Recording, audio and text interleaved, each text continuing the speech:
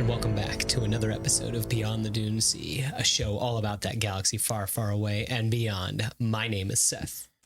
And I'm Konnor. How we doing, folks? How we doing, Seth? All right. How about you? Right? Oh, yeah. Yeah, doing all right. Yeah. Watched. See people in the chat. We've watched peak Star Wars this week. Is that right? Peak Star Wars. I thought we did that last week. I was gonna say, quite the statement. Is all of it peak? Right? Yeah, maybe. Goodness. I mean, at this point, I mean, Do we just keep peaking? Is that the thing? Higher and higher and higher and higher? Exactly. Huh? We reach new peaks. So I see some of you guys in the chat already. How we doing? Matthew Green, thanks for being a member for 1 month. What's up, everyone? Mm-hmm. I see Steve Ellis here. I'm curious to see where the show ends up for you two in your eventual round 3. Well, maybe. You just have to wait and see. I see the Alleyway, Gabby About Books, Duel of the Cates, David Furtado, Baronessa, Ace BBQ, HT Verlag, Johnny G, KM22, and of course our friend Schechter in there. How we doing, everybody? It's good to see you. I hope you all enjoyed Andor, the Andor finale. Let us know. What did you think? Was it peak Star Wars? Seth, tee us up. 1 minute review. Hit me. What do we got? Okay. So I like these episodes, but it felt a little bit like Return of the King a little bit, in the sense that it we had a lot of build up, and then we just kind of the last little bit was just mainly just set up for the next thing, right? And once again, this show, I'm having fun. Then all of a sudden it slaps through the face and goes, "Hey, you're watching Andor. Something crazy happens." And so it does love to remind me where that I'm watching Andor.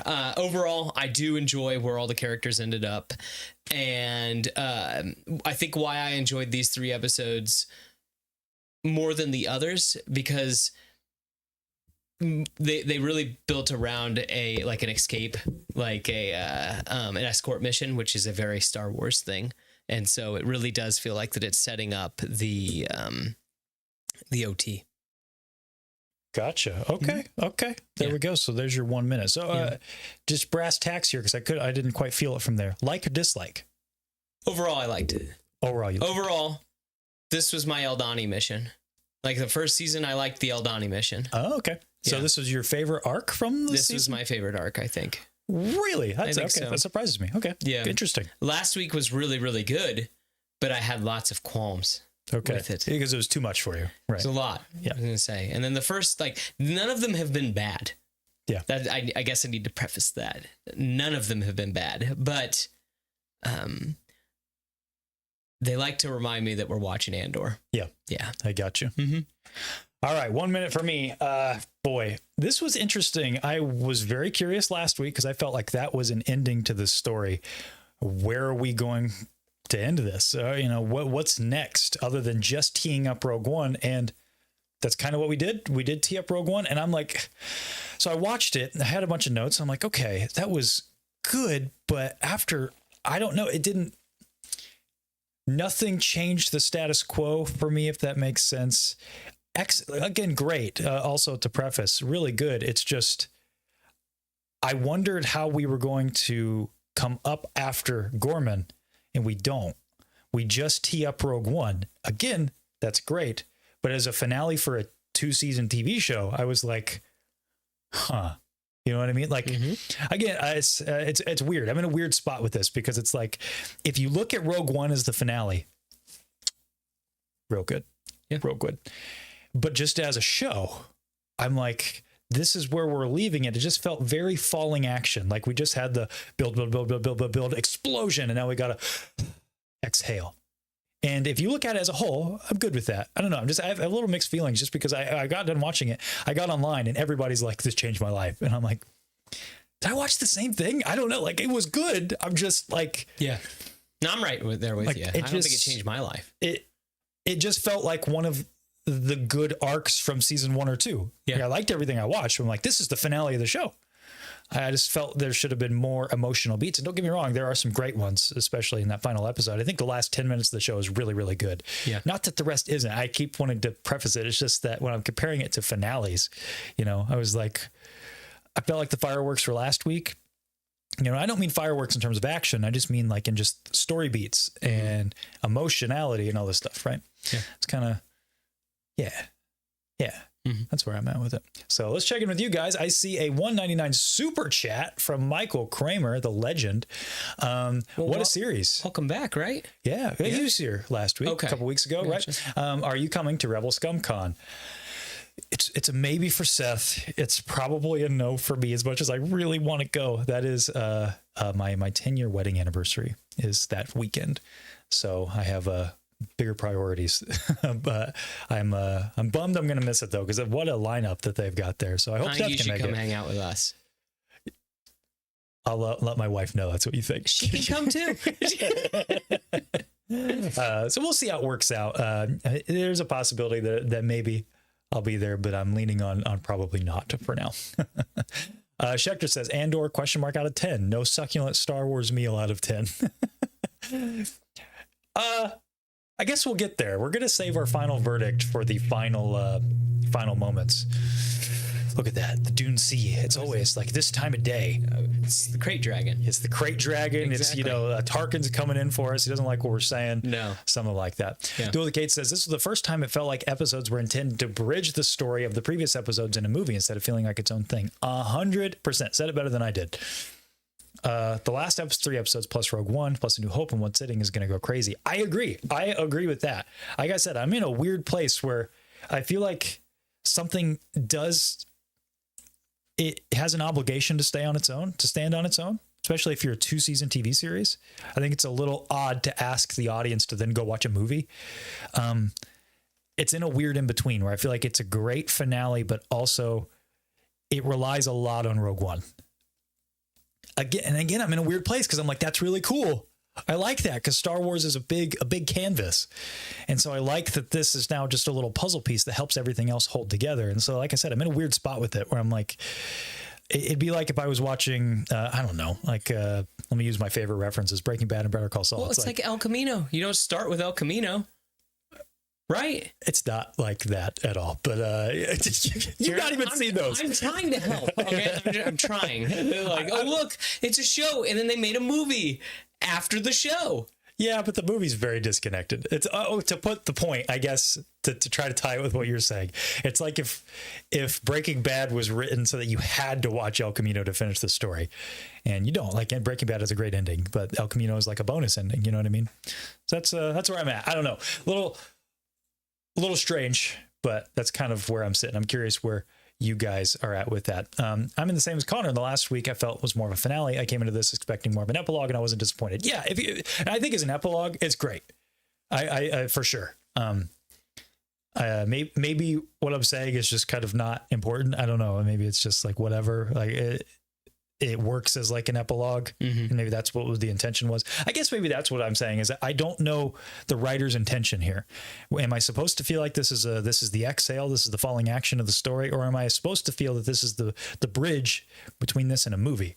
You know, I like things to be a little more concise. Yeah, or just clear. You know what I mean? That's all. Like if the show was upfront about like, no, like Tony Gilroy's out there, maybe the show spells it out a little more like, hey, the end of this story is actually here. Yeah. You know, then I think we'd be singing a different tune for sure. Hey, Michael, I see you. The beard looks great. How's the family doing? Look at you. Stop it.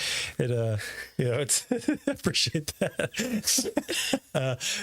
Family's doing good. Kiddo is going crazy. She's learning new words. She's walking. It's a lot of stuff going on. I was gonna say. A lot of lights on upstairs, which is nice. I was gonna say a lot of hand walking. Yeah, she loves that too. Nice. She does walk on her own, but she does. She likes to cheat and hold your hand. So Michael's saying, Seth, please come. You need to meet, right? Yeah, I mean, I got a new job, and so that's the whole thing. On camera. Yeah, I got a new job, guys. So that's why I don't know about vacation time. That's been the whole thing. Yeah. So yeah, that's what's making me being able to come to these things a little tougher. So we'll keep you posted. Yeah. We'll keep you posted. Yeah. Hey, I'll be at ICCC tomorrow. That's great. Well, maybe I might get there later in the day. We'll see. I'll definitely be there Saturday. You'll be there Saturday. So that's good. Okay. we will catch up with you guys here in a bit. We're going to move into kind of our first section because I see some people talking about it already in the chat. And where I kind of want to begin our conversation is with this theme that I feel like is all over the show, but really spelled out in this final episode. And let's begin kind of how we begin a lot of these with our bad guys. Let's begin by talking about Dedra in the Imperial Machine.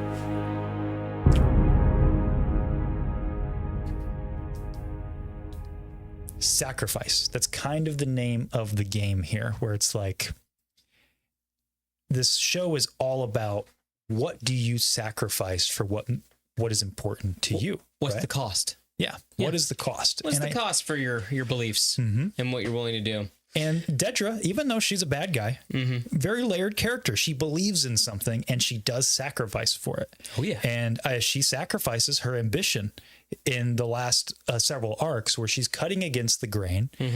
She's going under the table because that's what she feels is right. Yeah. Especially after Gorman, I can definitely, even though we don't get it, I can fill in the gaps where I'm like, okay, she didn't like what happened on Gorman. That wasn't the place for her. Her place is finding Axis. So I'm going to go even harder, even if I have to cut against the Imperial Machine. Well, even last week, I mean, she sacrificed her man for the cause. Yeah. Right. Yeah. They like sacrificed their whole relationship.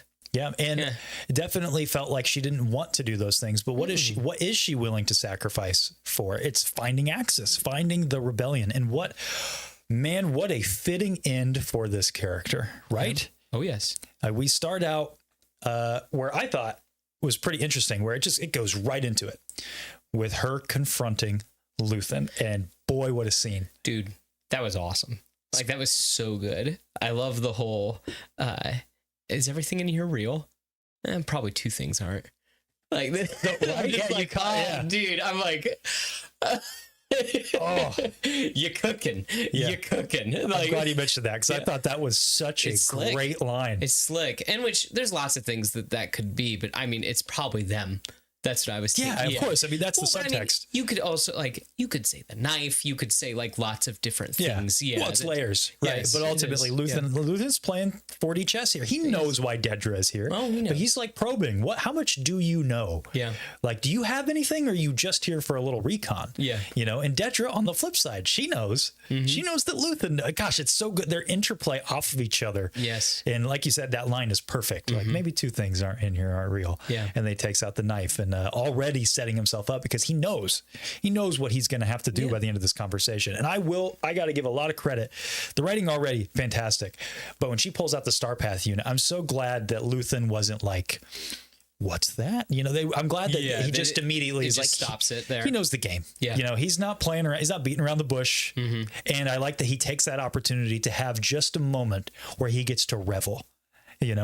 And he gets to have his moment, like that great line that he says to Dedra, where she's like, "You disgust me," and he says, "There's a whole galaxy out there ready to disgust you."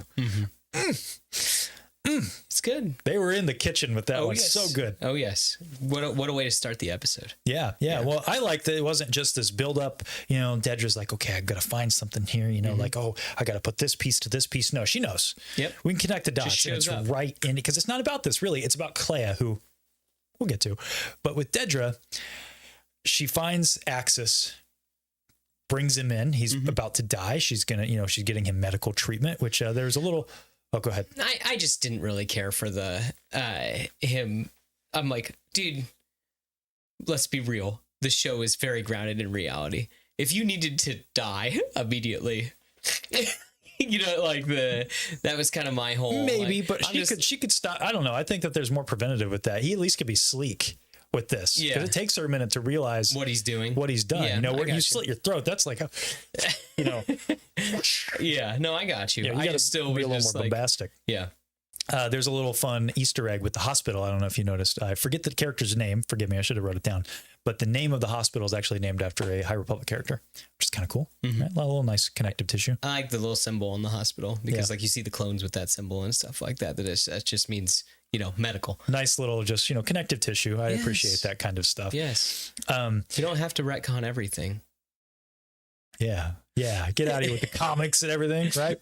So the arc with Dedra sort of wraps up with she's accused by Krennic in another just, Dedra got some of the best scenes. She did. That scene with Krennic, It's scary. best Krennic scene out of everything, in my opinion. He was real handsy, which I thought was odd. Yeah, right? Yeah. Yeah. Well, it paralleled nicely to his scene with Vader in Rogue One, where this is when Krennic's on top, because this whole season has been like, Krennic is the guy. Yeah. You don't mess with Krennic. And now Krennic, it's fun how when we get to Rogue One, it's like, okay, now Krennic's low of the totem pole. Because it's just, Tarkin and Vader come in. Krennic can't really do anything. Doing this. And that's cool. I like that a lot. I'm down with that. And that shot, iconic, where he's just right on her forehead or on her top of her head. Yeah. Real good stuff. And I thought it was weird that he kind of grabbed her face and then walked away. I'm like, geez, what are you doing, dude? Yeah. Feeling it, I guess. Yeah. Yeah. It's ridiculous. The irony here, though, where she ends up being accused of being a rebel spy. Yeah. Just the perfect end to this character. I love that we only get one death here, right? No, two. Yeah. Two deaths. Luthen and Partagaz. But I love that all these other characters have super fitting ends. I remember a conversation back during Captain America Civil War when the Russos were talking about that movie. Do you remember this? Do you know where I'm going with this? No. Are you talking about Zemo? No, there was a discussion where I remember an interview with the Russo brothers talking about how you don't need death in a movie to drive stakes, because there was a lot of speculation online, and I remember after the movie, people were upset that nobody died, because there's just this didn't matter at the end of the day. The Avengers fought, Rhodey got hurt, and that's about it. Yeah. And so they countered with well, you don't need death to enhance your stakes in a story, and they talked a big game there. I don't know that they really succeeded in Civil War with that. I mean, that's a whole conversation for another day. But I think that conversation applies here, where it's like, man, all these characters didn't have to die for them to get the perfect ending. It would have been the easy way out for Dedra just to die for her cause. Oh, definitely. You know what I mean? I feel like that's actually a happy ending for her in a way. Yeah. But no, she falls in disgrace. Not only is she imprisoned, but under the assumption that she's a rebel spy, the thing that she hates. Yeah. She loses her decadence and she's put in a cell. Well, I just really like too the fact that how'd she get there? I mean, it's the lesson you learn with Revenge of the Sith. It's her own hubris. She should have just let it go, but she couldn't let it go. And she got herself in trouble, and she really has no one to blame but herself. Well, it's interesting because she's the mirror, right, to some of the rebel characters. And it's she can't let it go because that's what she believes in. It's true. She's not a mustache twirling, I think really deep down, Dedra feels what she's doing is right for the galaxy. Yeah. Just I feel like Krennic and Partagaz in particular is interesting. Yeah. I think that he also believes that what he's doing. Yeah. And what they're doing is right. Yeah. Evil.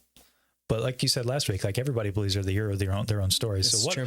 fitting end for Dedra Meero. I could not have dreamt up a better end for this character. Fantastic. It's really sad too to think about that. As soon as they finish Pieces, because let's be honest, she's in one of those prisons that we saw in the first season. Yeah. As soon as they finish the first Death Star, they have to start working on the next one. Yeah. She's never getting out. No, ever. No. Doesn't matter how many levels you work your way up to. Yeah. I read somewhere that she's actually not on the same. Probably not planet. The same one, but Narkina 2, I think is what I heard. I don't know where that was confirmed. But as soon as that first shot, I'm like, oh my gosh, she's in the prison because you could see the orange and the white. And what a great payoff. It's just a visual payoff. That's all you need. You know exactly what's going to happen to her. So, so good. I mentioned it a minute ago, but Partagaz, I think this is a really interesting scene. Yeah. Because he's been a great character this whole both seasons, where he's a great foil to someone like a Tarkin, like a Krennic, like he almost reminds me more of a Thrawn. He respects his subordinates. He's open to thought. He's open to critique. There's been scenes, where somebody will bring something up. He's like, what are you doing? And then they'll explain themselves. And he's like, oh, okay, you know what? All right, well, keep going with that. Yeah. Keep cooking. We got you. Yeah. He believes in his peers. He believes in his subordinates. He's trying to elevate them. Seems like a really good boss, actually, in a weird way. Yeah. Honestly, he probably feels like kind of how the Emperor feels. We're trying to get something done, but a bunch of teenagers keep ruining it. Really? You think so? I think that Dedra maybe, keeps screwing stuff up. That's the one. Cyril keeps screwing stuff up. Yeah, but I think that he's just trying to get stuff done so he doesn't get killed. Sure. Yeah, that's all I'm getting at. I get you. Yeah, and that like the Emperor's trying to do stuff, but Luke and Leia are running around blowing stuff up. There's like I think I would compare more to Thrawn, like how, especially after we just read Air, how sometimes people do things and he's like, hey, that was wrong, but I liked your thought process. Like with that time when you remember in the book, I don't recall exactly the scene, but they try probably something with Peliod. Well, no, it was one of the just random deck officers who tried something with some maneuver that Luke did, and Thrawn was like, he walks up to him with the pulling in with the tractor beam, and pulling his ship in, and he was like, hey, that didn't work, but you tried something new. And I like that. Let's, you're promoted. Yeah. And I think Krennic is the stand-in for what we're typically used to with the Imperial war machine, where it's like, we're just going to choke someone out if they do something wrong. Yeah. So nice to see Partagaz is very different. And I'm curious about this ending, and I'm curious your thoughts here, where he's listening to Nimic's manifesto. Yeah. Do you think that he, for a moment, sort of buys into it, or does he just have a moment of respect of like, this is really taking hold? I think he knows what's coming. So I think that's why he's having a little bit more like, maybe they weren't so bad, because he knows that like, well, the bad's coming. Yeah. So you think he knew the Empire was doomed in that moment? No, I think that he knew he was doomed in that moment.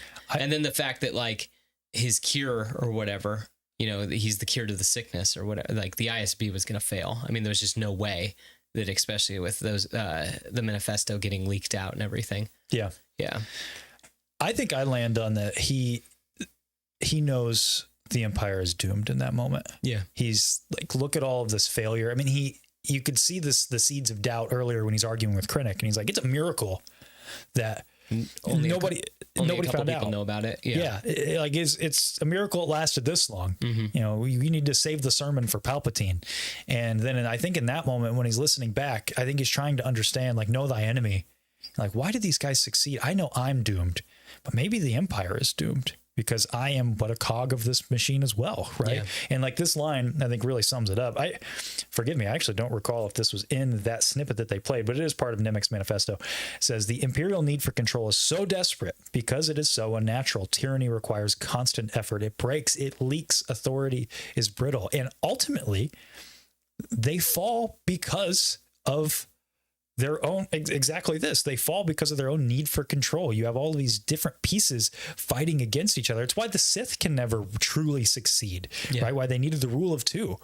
It's kind of interesting. It's like here you have all of these people, who want basically the same thing, but they're doing it in different ways. Dedra's kind of going under the table. You have Krennic, who's building the Death Star. You have Palpatine, who's kind of on that, but also doing Sith stuff. Yeah. You have Vader, who's hunting down the Jedi Knights, and they're all this need for control is like butting up against each other, and there's so much friction. The other thing, though, too, on top of that, is you have all these different rebel cells who are ruining all those different people's things, and so there's just, how's it supposed to maintain? Yeah. When you have fighting literally on both sides, you're getting attacked everywhere because they're bad guys, so of course they're going to fight each other. Right. Yeah.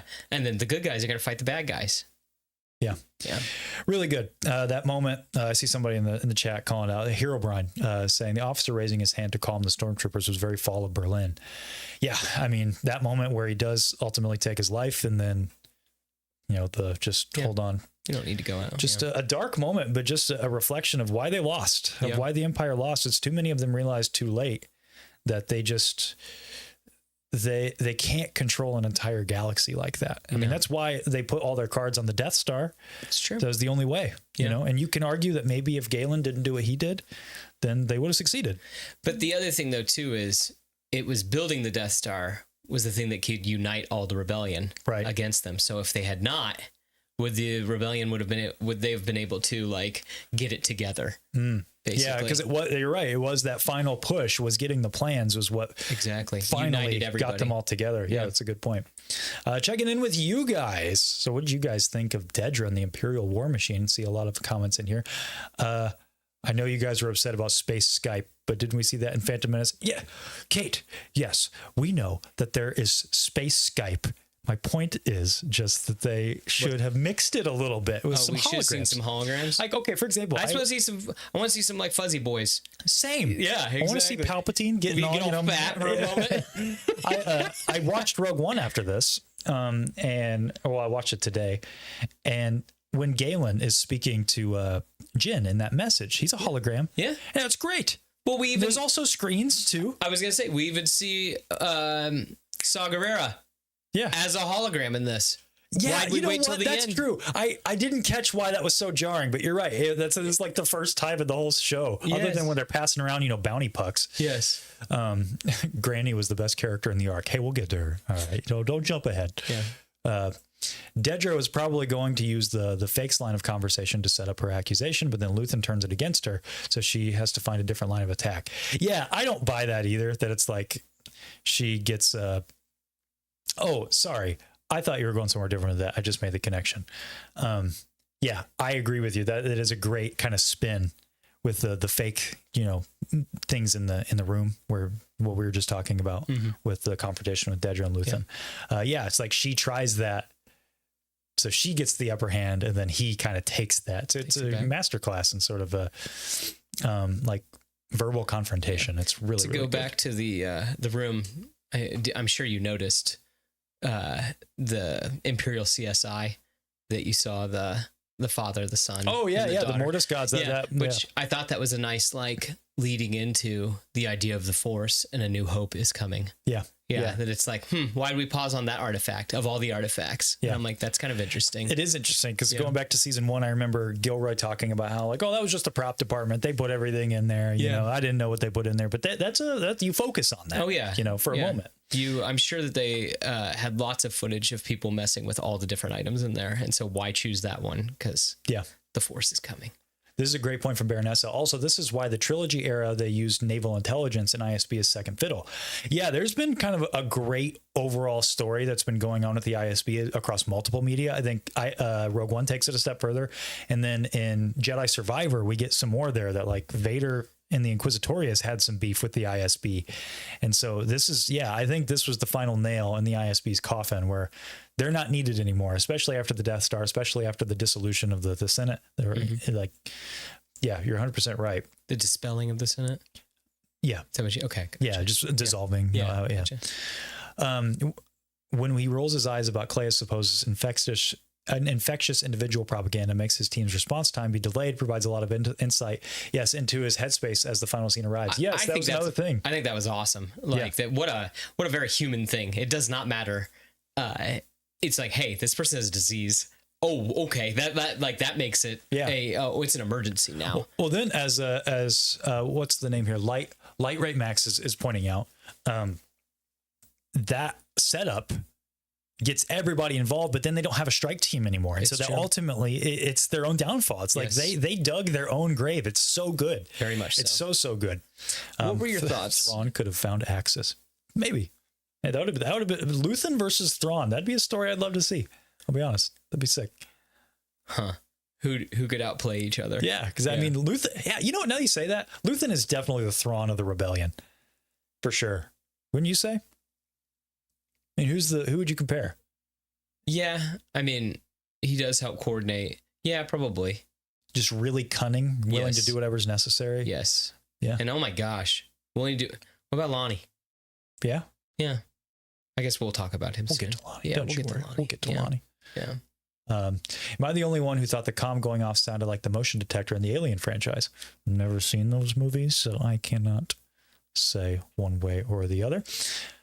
I don't care if it's a hologram or not. I just look at it as FaceTime versus Discord. I don't think it matters at all unless you have a plot point about holographic interference or something. See, it really doesn't. It doesn't matter, honestly. It's just one of those things. It's aesthetics. We said it's Star Wars aesthetics. Yeah. You have an already pre-existing world. Why are you changing things? Yeah.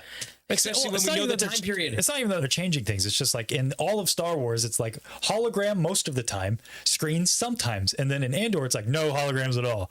Everything's a screen. It's just odd. Like we said last week, death by 1,000 cuts. It's like there's just a lot of decisions to move away from that iconography. Yes. It's like, but why? I don't get it. It's like, I'm right there with you. Make it a hologram. Yeah. I don't know. It really doesn't matter. It's very inconsequential, but it does stand out. Mm-hmm. final thing we'll read before we move on to the next segment here. I think it's hilarious how the most powerful force in the galaxy had their super weapon destroyed due to an accidental email. Such a tiny mistake that had huge consequences. Yes, that is true, but also I think that they were doomed anyway. Like as Partagaz says, I mean, it was going to happen. It's just that's just the thing that ultimately happened. Because no matter what, Galen would have got the message to Jen, right? Yes, yeah, so, that was already happening. Yeah, like there was already multiple cogs were falling apart or falling out of the machine. Yeah, to break it. Yeah, it would have definitely come apart anyway. It's just that happened to be what started it. Yeah. You know, it is funny to think about, but that, you can trace that back to a lot of things, right? It's like, man, if R2 wasn't the one to survive on the Nubian starfighter, you know, it's crazy that ultimately leads to the success of the rebellion. It's true. If R5D4 didn't blow his motivator. Yeah. Yeah. Just, but yeah, you're right. It's like such a tiny mistake, but ultimately I think it would have happened regardless. Yes. So, okay. That's, you know, the Imperial War Machine, their fall being by their own hand. Such a fitting end on this story, something that we see carried over into Rogue One. But another thing that we got that was quite a surprise, I thought, was about Kleya and Luthen.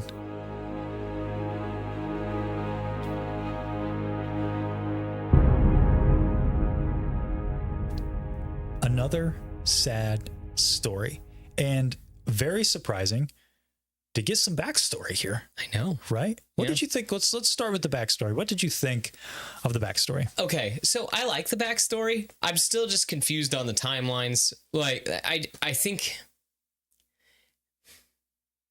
I don't know. I want to make sure. That's the thing that I'm confused about, because they are portrayed as Imperial of some sort. Yes, that Luthen was part of the Imperials, but I'm like, I feel like it's got to be CIS or something like that. That it really should be further back in time. That like, why is just because I just feel like that they, feel like Tony Gilroy likes to think that the Imperial reign was like way longer than what it actually was. Okay. Especially when you're looking at her age, like looking at how old she probably is and everything. That's all I'm saying. That's the only thing I didn't like about it. Other than that, I dug it. Like, I think it's cool. I do think her appearance though, when she's little, looks a lot like Cassian's sister. Especially when you see her a bunch in this, like growing up, then you get the dream at the end of Cassian's sister for just a moment that it's like, hold up. Yeah. Maybe. Because I know that was like a fan theory for like a long time. Yeah. Yeah. I saw a bunch of theories. It's like Kleya's going to drop the K from her name. She's actually Leia, guys. And I'm like, you guys are killing me. I saw that all over the internet. Oh my gosh. I think, I mean, it has to be just narratively has to be the Empire. It does. To radicalize Luthen, 100%. Yeah. But I think that's why it goes up against them. And it makes sense with like, I'm using the weapon of my enemies. Yeah. Yeah. Or using the, you know, what, I don't remember his speech. Yeah. It makes sense though, that he has to fight the way they fight. I think the timeline works just fine personally. Because I think Kleya looks like she's at least 10. At least anywhere from 10 to 15 in that moment.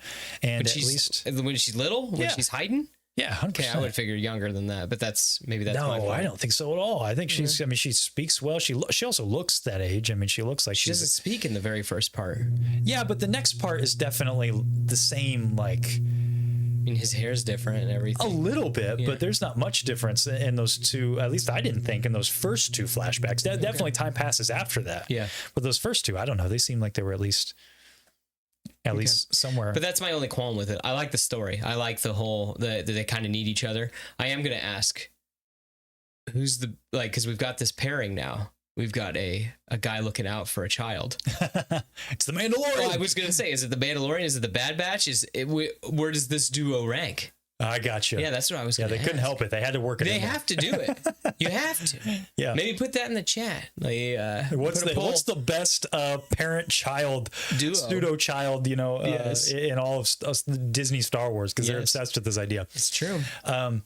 So, okay, for me, I respectfully disagree. I think that's great. And the timeline works. It's just, it's a qualm. That's why I said respect. It's okay. It's okay. Yeah. Like, okay. But you're making it sound like that I just hate it. I just don't like. No, I didn't say that. That's why I was just like, it's okay. We'll move. I just was juxtaposing my opinion to yours. That's all right. Yeah. So fine. I'll disrespectfully agree. Sure. I thought, like, because you can see the Mud Trooper uniform. What a powerful image of him saying, Like, make it stop, make it stop, make it stop. This had to be my opinion, or my headcanon here is this is 5 years after Rots, somewhere around there, because that gives about a 10-year jump to beginning of Andor season 1. And then so she would be roughly, if she's 15, that's 25 to 30 across Andor, which I think works. I don't know. Maybe she could be a little older than that. This also could be just a couple years after. They were sly by using the Mud Trooper designs because we don't really know when those came into effect. Yeah, I was going to say Han 10BBY, right? That was when he was. Yeah, that's when he was in it. Yeah. Or I shouldn't say Mud Trooper design. This is just Imperial Army. It's like that's what the garb they're wearing. I just saw some like Stormtrooper like shoulder pads and stuff like that. Yeah, they're very similar. They look so mishmashed that I almost thought that maybe they were like freedom fighters of some sort. That's why I'm like, they didn't look very uniform. Yeah, it took me a minute really until the end of that first flashback when that one guy comes in. Yeah. I was like, okay, he's definitely wearing that kind of Mud Trooper Imperial Army uniform. It'd help if they wore helmets in this show. It'd help immensely. Yeah, I know they're really obsessed with the kind of the riot guys. A lot of those, yeah. Which all those armors are Imperial. Yeah, my gosh, all of those armors are Imperial. They're Imperial Army. That's what I'm trying to say. That's what they look like. Well, I was just even talking about those guys on Coruscant that I'm sure that we'll talk about later. That's what I'm saying. Would it kill you to wear a helmet? Yeah, they're all. You're going into a very, very scary situation. Deadly people, as far as you know. But, no one will wear a helmet. It's fine. It's a weird choice. It is a super weird choice. One of the flashbacks, we definitely get Stormtroopers, which is like, hey, that's definitely, like, that's between 5 years after and 10 years after. That's where we know. But anyway, splitting hairs. I loved the backstory. I thought it was interesting to see their relationship brewing, teaching Clea, what you need to do. She teaches him too, though. Yeah. They learn from each other. It's good. Yes, it is. And yes, I saw in the chat already, they were in fact on Naboo. That was really interesting. That scene where they blow up the transport. Yeah. I mean, that seems risky, but I guess if you want to make a point. Yeah. Yeah. Well, I like that Luthen spares her. Mm-hmm. He's talking a big game and he's like, no, okay, I'll do it. Yeah. I just wanted to see, is your heart in this? Because he does need to spare her a little bit. She is a child after all. Yes. I was worried when the flashback started, I didn't know how much we were going to get. And I was like, did Luthen really just conscript this child? And so I liked that as we continue, we see that no, Clea was adamant that this is her fight too. Yeah. And I appreciated that from the show. Very Anakin and Ahsoka.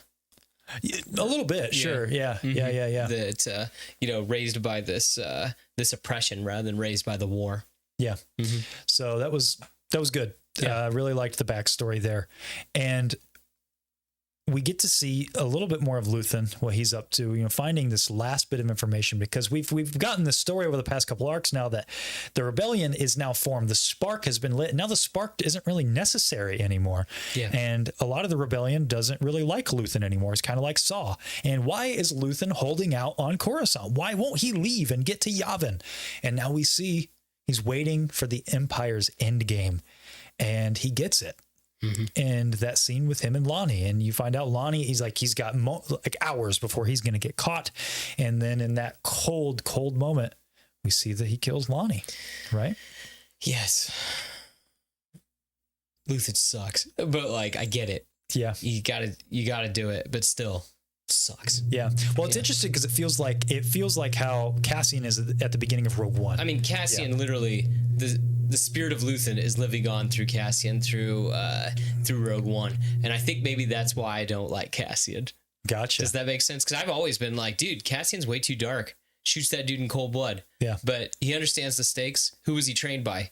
He's trained by Luthen. Yeah. So it makes sense. Watching Rogue One again, which we'll get more into this later, but it's interesting to see how Cassian is trying to be Luthen, but he's not Luthen, and he gets pulled back by Jyn throughout that movie, where it's like, you're not that guy, Cassian. We don't need to do this for the rebellion to work, for the rebellion to live. Yeah. You know what I mean? So this moment with Lonnie was really sad. I do wonder, I'm curious for the chat, I'm curious for you.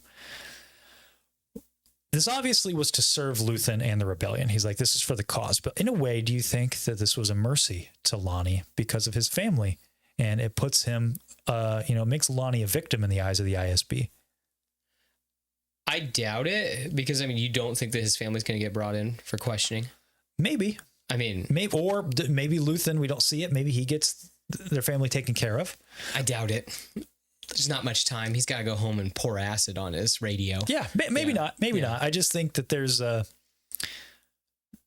when we see Dedra later, like she's the one being accused of being a rebel spy. She says like, no, Lonnie stole my stuff, but Krennic clearly doesn't care about that. Yeah. So I wonder if in a way this was to save, at least in Luthen's twisted mind at this point. Like, does he think that he's helping Lonnie? Mm-hmm. I don't know. I don't think so. I think that his knowing the ISB and knowing the Empire, I think that they're going to get pulled in for questioning at the very least. Gotcha. Yeah, yes. It could be. Yeah. So maybe this looking is just for more backup files, looking for anything. Maybe it's more collateral than on Luthen, you know. Yeah. And that's a really sad end for this character because, I mean, this is another just unsung VIP of Star Wars is Lonnie. Yeah. Doing everything he can, burning his future for a sunrise he will never see. Trying to do the right thing, and where does it get him? Yeah. Yeah. So finally, we're with Clea. And this was a character that really grew on me, became one of my favorites by the end of this. And her journey, seeing where she started with the flashback and what she has to do to Luthen. And such a sad... Like, it's another thing where I feel like the cliche would be she gets there, changes her mind, she can't do it, you know, but then it happens anyway, and she's not the one who actually has to pull the trigger. It's that old story of like in the hero's journey. Yeah. You know, at the end you got to do it. You got to give me. Yeah. I can't do it. But then it happens anyway. So she's able to save her soul, but the outcome is still the same. But no, not the case. Yeah. She does have to pull the trigger, so to speak. Yeah. And that final moment with Luthen, where you can see that smile on his face. I got to give credit, a lot of credit. I don't know if it's the direction, if it's the quality of performance. It's probably a little bit of both. But with Stellan and with Genevieve, even watching Rogue One, the subtlety of the facial acting is so good.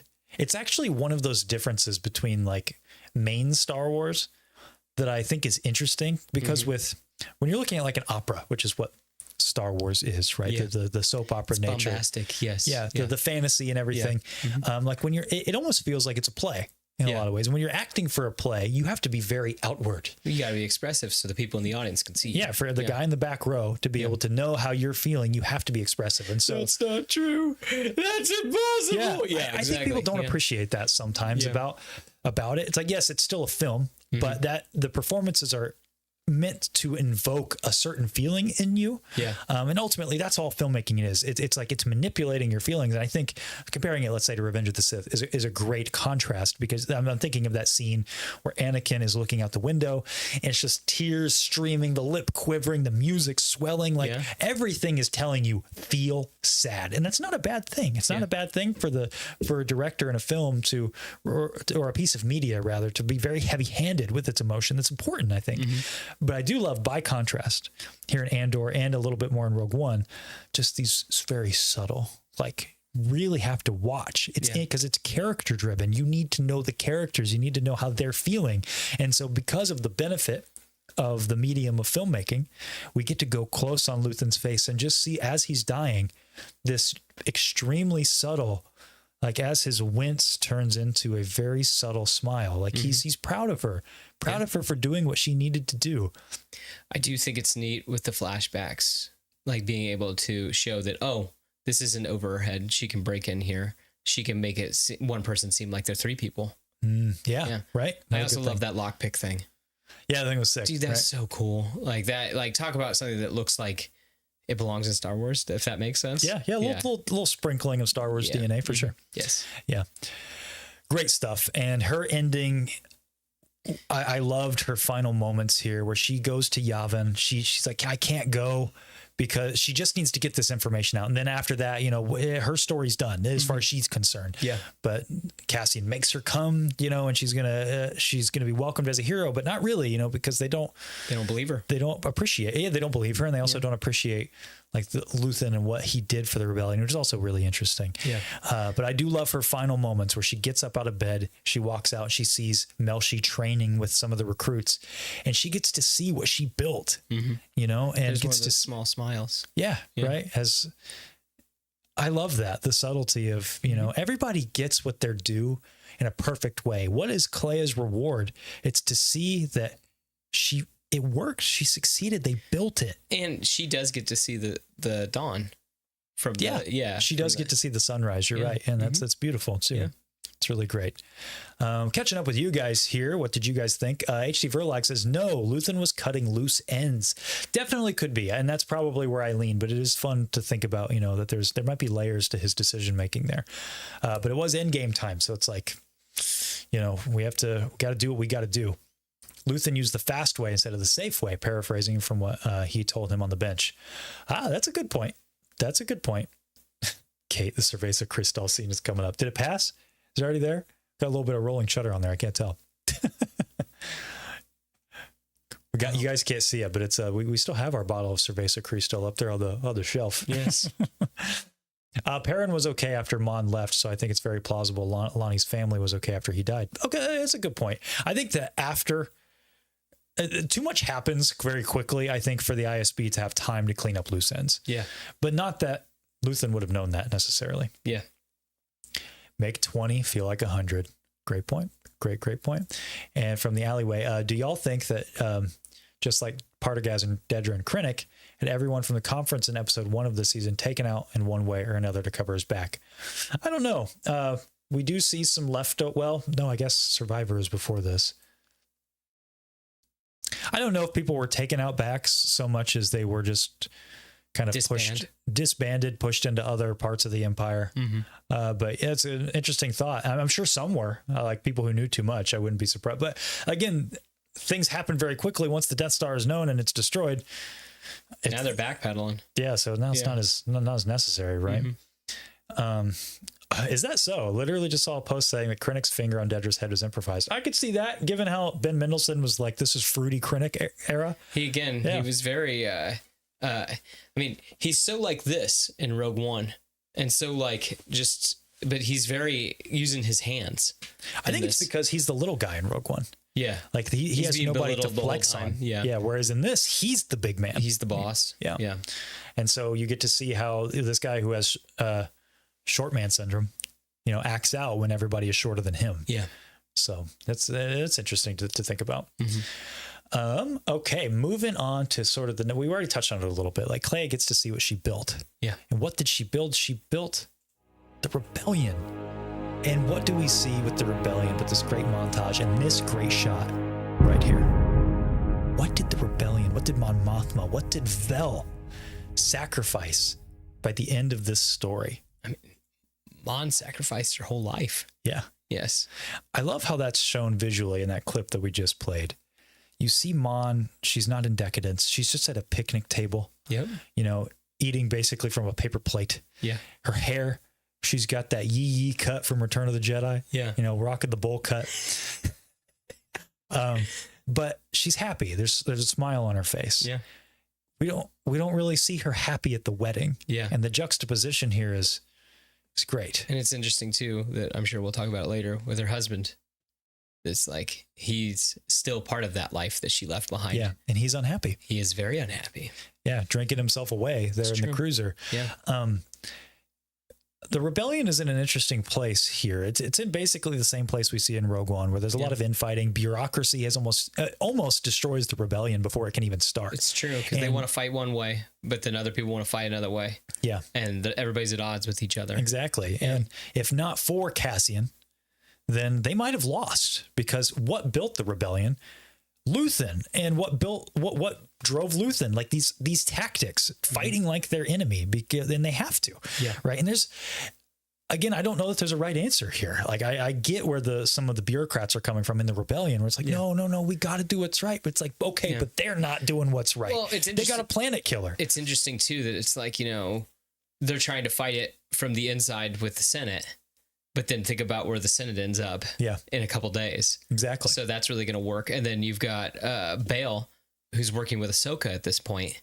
Yeah. And she's trying to unite rebel cells and things like that. So, and honestly, I thought Bail... Actually, no, Ahsoka's got to be gone by now, right? Yes, yeah. That was... this is a few years. Twilight of the Apprentice was like 2 years before.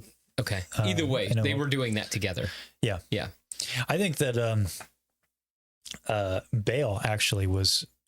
a bit of a roadblock here, even more so than some of the other rebel leaders, which I don't know that was one choice that I don't know how that sits with me. Because when you get to Rogue One, he's not. Yeah. He's like kind of just waiting. But maybe here, it's because of this.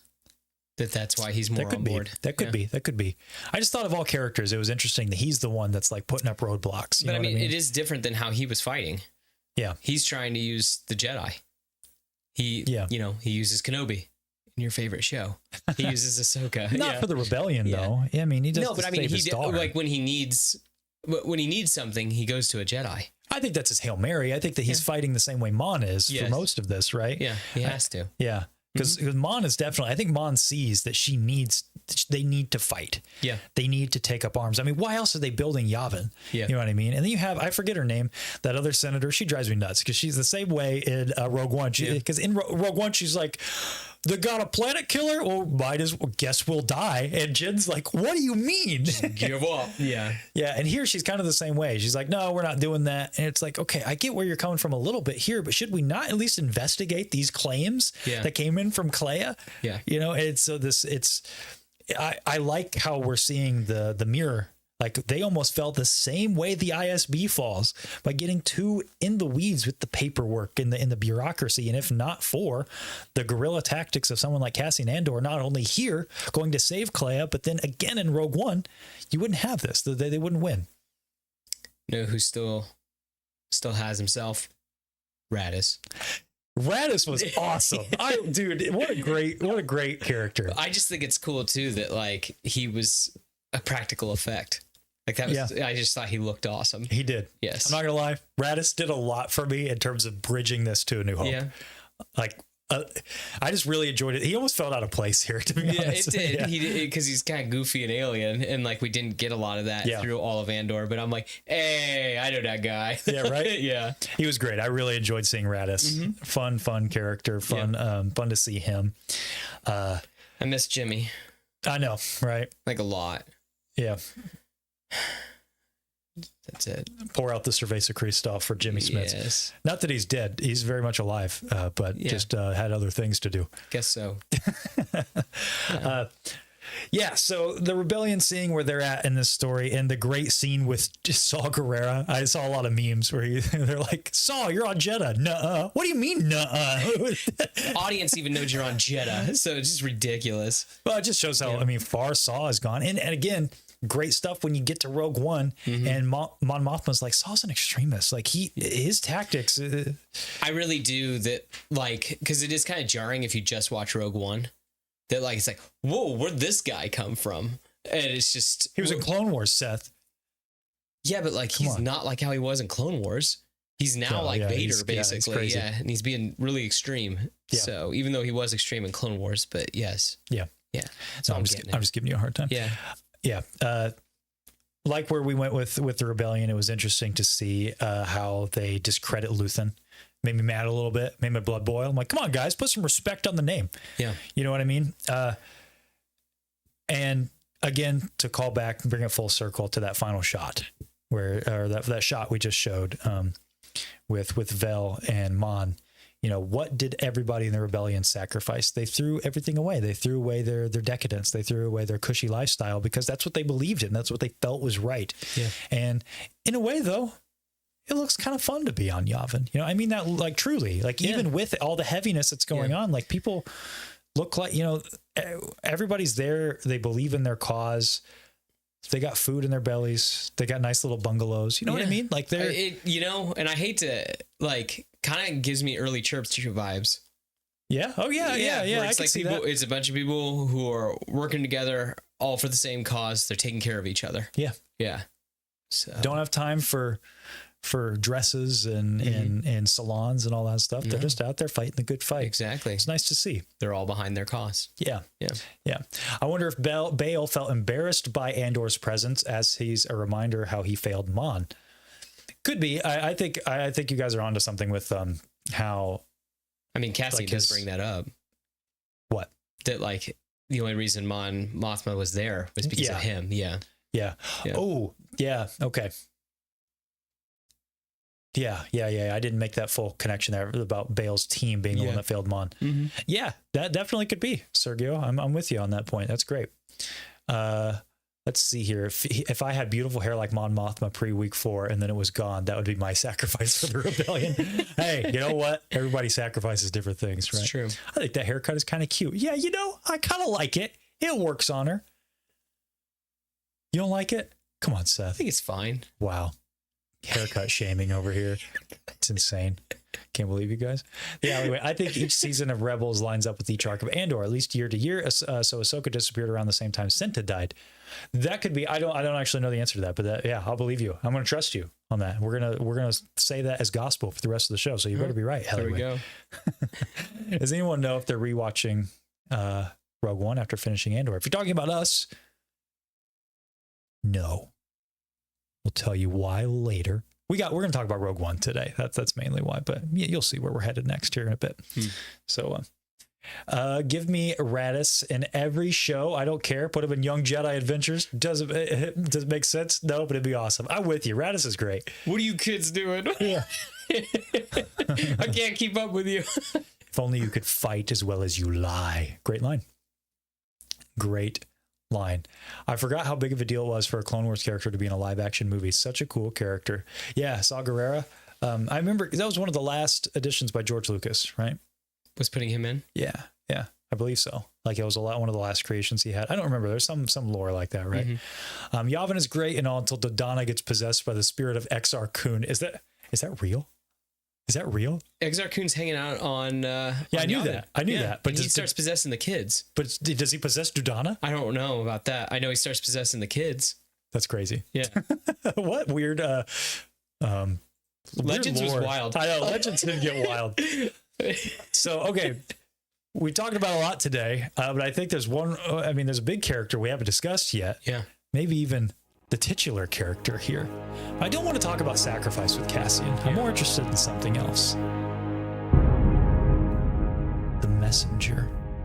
A great callback from last week. Something that you weren't the biggest fan of. Yeah. We got into some debate. We don't need to relitigate it. Yeah, I was going to say, we don't need to fight. But I am curious. Did you like that this was kind of the closing moment for Cassian's arc in this show? I'm not sure. I mean, I really struggle with the ending. Okay. I get why he needs to do it. Why he needs to do what? Why he needs to go. Okay. Yeah. Why he's got to fight the good fight. Well, flesh it out for me. What's your problem with the ending? Cassian specifically here. Yeah, that's the thing that I think first off, I think it's really weird that they're sending him on this mission. I guess they wrote that with the guy saying he will only talk to him. So I guess that's how they wrote that out of there, because his last 2 missions for the rebellion that we know of were escort missions. He got Mon and then he got Clea. Yeah. Yeah. Okay. So here it does seem weird that they're sending him off to go kill or to go see this guy and he just ends up killing him. Well, I think it's twofold. It's the guy requested him specifically, yes, because of his reputation, I assume, but also it's to validate the story. Yeah. Which that's important. I mean, especially if you watch that opening of Rogue One, it's like that. It's all the confirmation there. It's like, oh my gosh, Galen Erso. Yeah. I just learned that days ago, right? Yeah. But let's go back to this idea of the messenger. Last week, we were told that Cassian's fate is to be a messenger, and that's how the Force is guiding him, and he's skeptical about that. But now I think this moment really sells. I think he's accepted his role. Mm-hmm. He doesn't know what he is. You know what he reminds me of? Ezio Auditore da Firenze. Here it comes, guys. We had a Breaking Bad reference. Now we have an Assassin's Creed reference. This is literally Ezio's role in the story. He's known as the prophet. Mm-hmm. He is here to deliver a message that eludes his understanding, is what he says. Oh. So literally being a messenger. And there's a great moment at the end of the story. Spoiler alert for Revelations. It's an awesome ending. It's so good. One of my favorite endings in all of fiction, I'll be honest with you. Wow. But, dude, it's heat. It's heat. You know that Ezio is the prophet. He doesn't know why. He's heard Desmond's name early in his life, and now he gets to the end and he sees this artifact in front of him, and he's like, no, I have seen enough for one life. And he calls out to Desmond across time. He's like, Desmond, I heard your name once before. I used to know this whole speech. I don't know it anymore. Yeah. And he says that, like, I am, and now I understand I am merely a messenger for a message that eludes my understanding. And I think that's where Cassian's at, to tie it full circle here, is that it's a message that eludes Cassian's understanding. I don't think he knows. Yeah. But I think that with everything that happened with Bix and like the healing of the blaster wound, he does accept. Like, you know, maybe this Force thing is real. Yeah. And maybe I am meant for something greater, even though I don't know what it is. Yeah. And so I'm just gonna go with what's here. Yeah. You know, and you see that, I think, at the very end where he's going off to the ship, he's going to go find Tivik, but that just longing glance between the Force healer and Cassian just told me that he knows exactly where he's needs to go. Like, this is where he needs to go. Yeah. And there is a line in Rogue One where it's almost a throwaway line. It's when they're in Saul's prison, where Cassian says, I think the Force and I have different priorities. And that tells me that he's not a non-believer anymore. He may be an agnostic, but he's not a non-believer anymore, you know, and that's a big jump for his character, I think. Did you see that article or that interview with Dan? It's Dan Gilroy, the writer, one of the writers. The writer, that he wrote Cassian to be like one of the 12 apostles. This is really interesting that it's like, that it's like, he needed like Luthen dying to get him going, basically. And kind of like how the apostles weren't, he explained it that the apostles weren't all completely on board until Jesus died. And then now they're ready to go out into the world. Yeah. And his heart's in the right place. Yes. I don't know they got the Bible lore quite right. But, I'm a little confused with some of the Bible lore that maybe one specifically didn't believe. I don't know. Maybe Thomas, but maybe Thomas. I was gonna say Judas. You could maybe throw him in there, that he was using Jesus as a tool. I don't know that this isn't beyond the Sea of Galilee. Anyway, but I did think that was interesting from like a writing standpoint, where it's like he's an apostle. He's not a zealot. He's not like Luthen, or he's not like Saw Gerrera. And then now he's ready to go out into the world and save it, for lack of a better term. Yeah, no, I think that's a great way to put it. Yeah, it is interesting. I think he's definitely at a shift by this moment where he believes that there is something greater than him, and that what he's doing is right. Yeah. And that's why he cuts against the grain, you know, with the Alliance several times. It is weird that he's constantly like, why do they keep putting him on missions if he's constantly breaking missions? Yeah. Because I think when they put him on a mission, he sticks to it, right? But sometimes he just goes on his own. Yeah, that's what I'm saying. He goes rogue all the time. It's like we're watching Mission Impossible. Yeah. Literally gets results, though. He does. You know what I mean? But still, like, he goes rogue a lot. I mean, you could argue Rogue One. Well, he was grounded here, and the only reason they send him is because Tivik specifically wants Cassian. I don't think they send him otherwise. Yeah. So you could argue that's will of the Force as well, right? Yeah. So I want to kind of round out the Cassian talk, because honestly, other than that ending moment, I don't think he has a ton to do in this final arc. It's mostly about Clay and Luthen and kind of where the rebellion's at. Yeah. But I'm just curious, your thought, now that we've seen the full story of Cassian Andor, just as a character. Cassian Andor. Where does he sit for you now?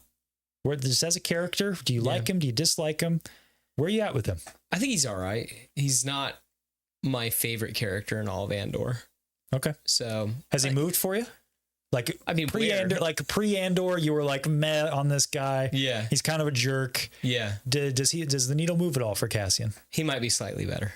Okay. He's not like he's not top 10, if that's what you're asking. Okay. No, that's kind of what I was asking. I was just curious if like he moved into. Did he break your top 10? I don't know that he broke my top 10, but I will say the character has really grown on me. Gotcha. I really appreciate just the growth.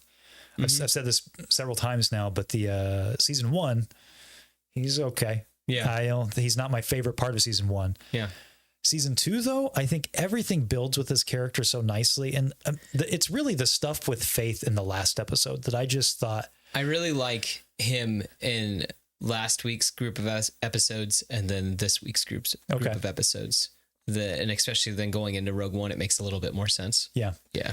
I just think he's someone with a very defined sense of morality and a very defined set of convictions. Yeah. And I love that in a character, even if I don't agree, because obviously I'm a person of faith. I wouldn't have reacted that way to the way Cassian did. Yeah.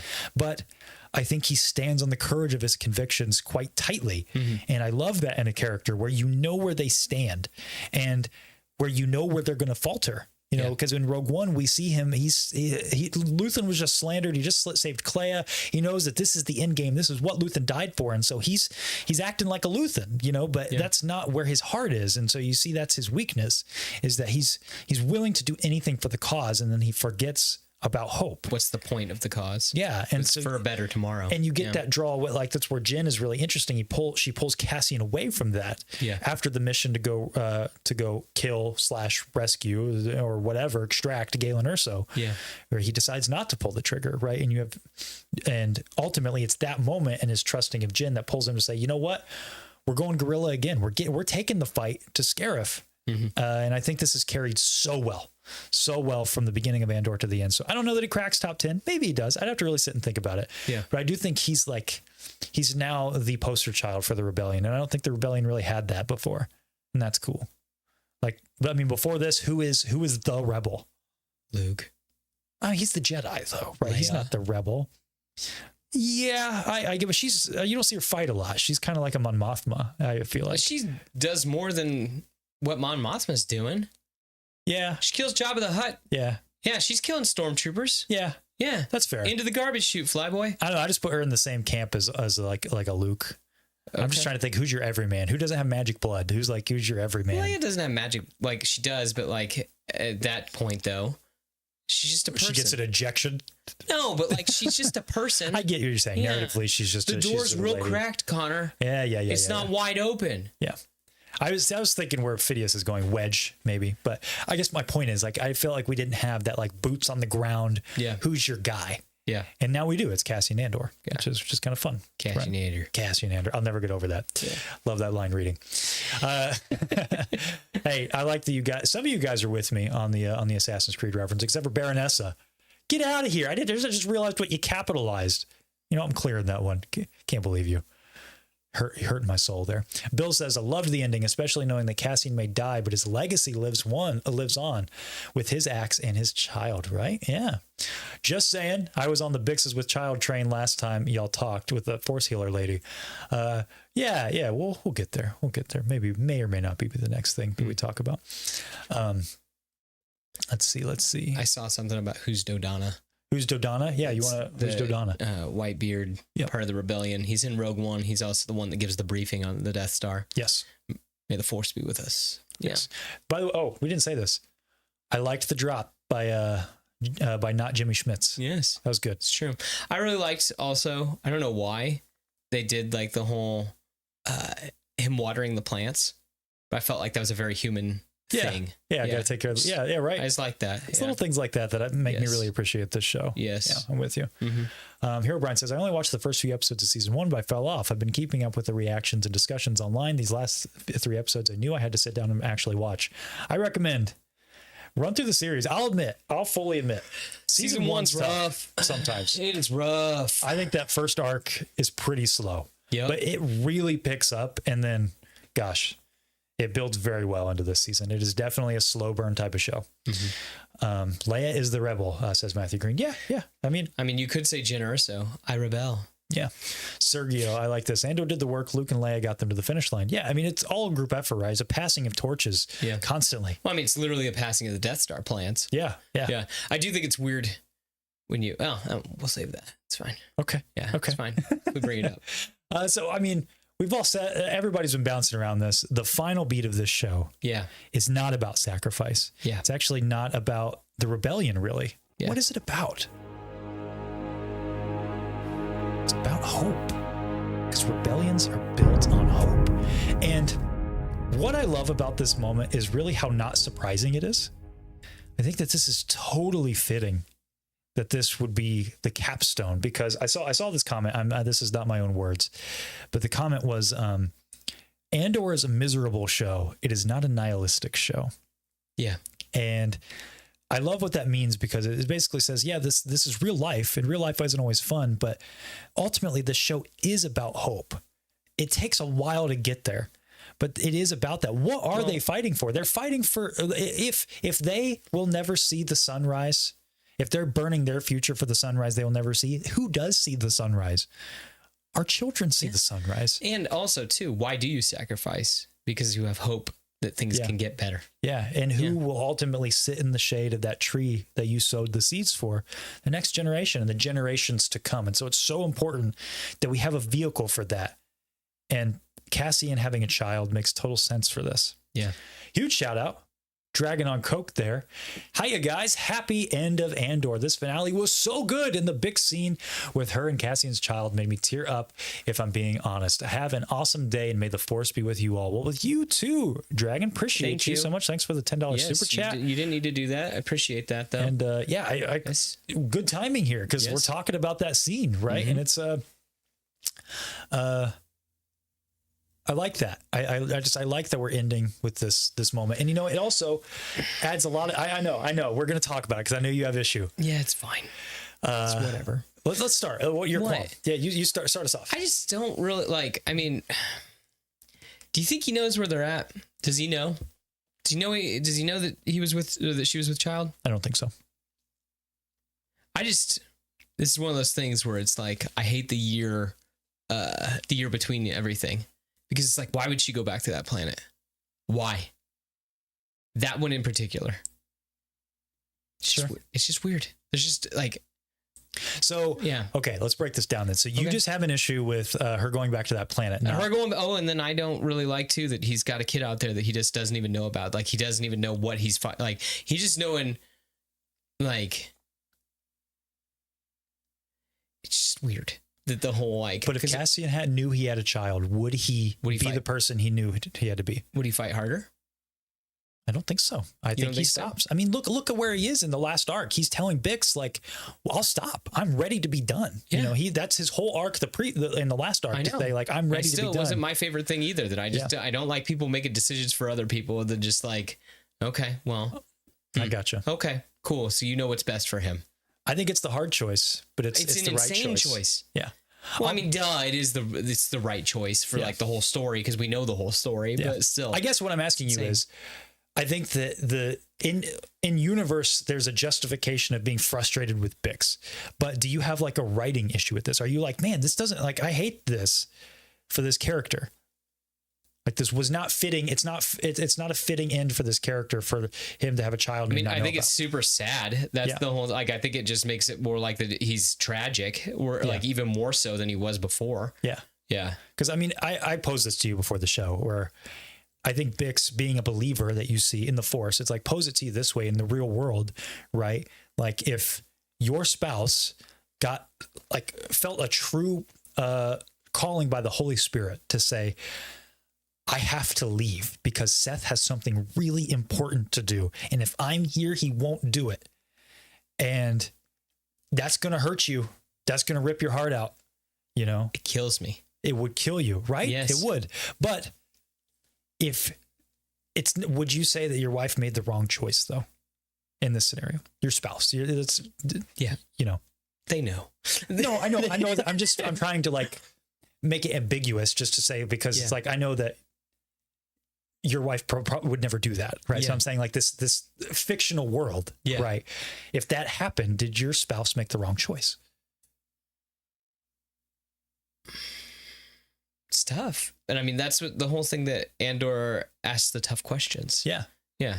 I think it's really hard. Like, you posed it back to me, because I have a daughter, and exactly. I looked right at you when you asked me that. I was like, oh, and what if, you have a daughter? Yeah. But if I knew, like, let's put this in my scenario here, where it's like, okay, I don't know my wife is pregnant. Yeah. And she tells me, like, because I'm doing something important. Yeah. But she knows if she stays, I will abandon my fate, my destiny. Yeah. And she feels a calling by the Holy Spirit. Let's put it in real world context. Yeah.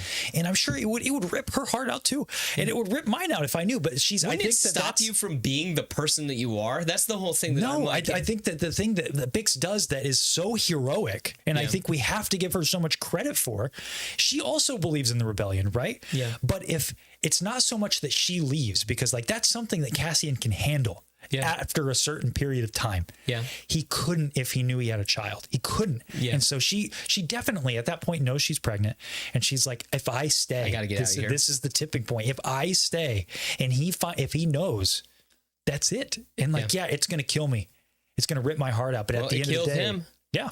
Yeah. Yeah. It literally dies both ways. Yes. Yeah. Yes.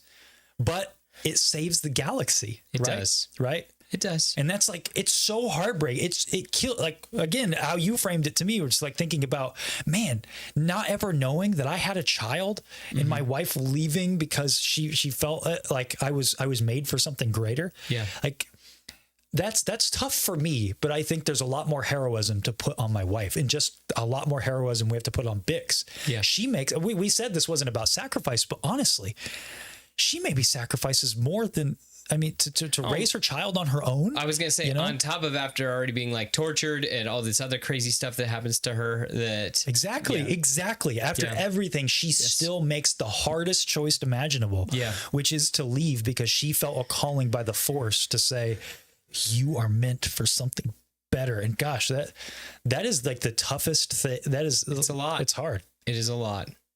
Yeah. I mean, like what Sergio was saying here, if Andor doesn't do what he does and he stays, the Death Star destroys Yavin and their child. I mean, that's a great point. It's true. It's a great point. And it takes a lot of courage. It takes a lot of courage to be someone like Bix and to make that choice on just a matter of faith. Because again, to put it in real world context, like if God, I really felt God talking to me saying like, you have to leave your wife and child. I would be like, what do you mean? That goes against everything I believe in. Yeah. Everything I believe. I could never, good. And drop your nets and follow me. Yeah, exactly. It's very much that. Die to yourself, yes. and it's like, now, the reason why it's so hard, I think, especially it's different in the context of like Christianity and God, because it's like, I don't think God works in mysterious ways, as the cliche goes. I was going to say the Force works in mysterious ways. Yeah. And we are so called to stay with our family, like biblically, I am called to be with my family. You know what I mean? So if God were to tell me not to, then that would be a real test of faith. Yeah. Just like, and now obviously the Force is different. Yes. The rules are different. The morality is different. Yeah. But that had to be a real test of faith for Bix, I guess is what I'm getting at. And so I think that I don't want it to be lost in the shuffle with this, just like, oh my gosh, Cassian has a kid. Is this Poe Dameron? Like, I've seen that a lot out there, which no, by the way, I really hope that people hone in on like how heroic Bix was for her choice. Because like what we're saying, gosh, that's hard. It is maybe the hardest thing, right? I was going to say that like in the end, she probably sacrificed the most. Yeah. Gabby, this is interesting. Okay. So Gabby's saying that she doesn't get to decide for him. Maybe for Cassian, being a father is a bigger, higher calling. Maybe. No, and that's part of the thing that makes me mad is I don't like when people are deciding for other characters. Yeah. I don't think you're definitely not invalid for that take, Gabby. I guess I'm connecting it with, they were heavy handed with the Force healer thing being like a faith healer. Well, I mean, even tying it to real world faith. And then seeing where he's walking at the end and like that she just looks at him and everything. And he slowly looks at her where it's like, and ultimately, going back to the apostle thing, all of them were martyrs except for John. Yeah. And it's like, did they make those choices? Maybe. I mean, you're really getting into like, what does free will mean there? But a lot of those, their paths were set before them. Yeah. And it's like, what would the world be without that? And so there has to be sacrifice has to be made. And this is arguably one of the hardest sacrifices is what Bix made, because if you believe her, which I think you have to, given where we know the story goes, the Force really was speaking to her. This Force was really moving within Cassian. Yeah. And so Bix really felt that. And so she made the choice for Cassian. And that is a sacrifice for both, but I think it is the right choice. It's the hardest choice, but I think it's the right choice. At least that's where I'm sitting on it. Yeah. But it is, again, I love that it invites these conversations because that's really interesting, intense. Right? It's great. It is intense. And going back up a little bit, Gabby says, 100% agree with you, Seth. She took away his choice to be done and be with her, and she kept his child away from him. Again, it's hard. And I definitely don't think you're wrong. I think that there's a lot of ways to take that. Love that this show, I love that women in this show have agency, power, and were strong and different, authentic. I read that horribly. Let me start that over. I love that women in this show had agency, power, and were strong and different, authentic. My goodness. Strong in different, authentic ways. My bad. This is my fault. Bix, Vel, Mon, Clea. Yes, 100%. I love the way that they're written in this show. Yeah. Because again, Bix's choice to be a mother is so great. It's like a great feminine choice. It makes her strong here. Not that, not all women are called to be mothers, but she is. And it's a beautiful, beautiful thing for her. And I agree. I love the way all these are written. Some of the best. And Star Wars paved the way for that with Leia. Yeah. The damsel not in distress, as I like to say. It's true. And I like that they all are kind of carrying that torch for Leia. Yeah. It's awesome. It's awesome stuff. All right. Catching up. Andor as a show, suffrage before the salvation of hope, to go along with what Konnor was saying earlier. Yeah, right. It's a heated decision, but it's a human decision. Yeah, yeah. Duplicates. I'm working on a Star Wars project. If someone gives me 2 colors, I'll use them for a section I'm working on. Green. Okay, I was going to say red, but that's very Christmassy.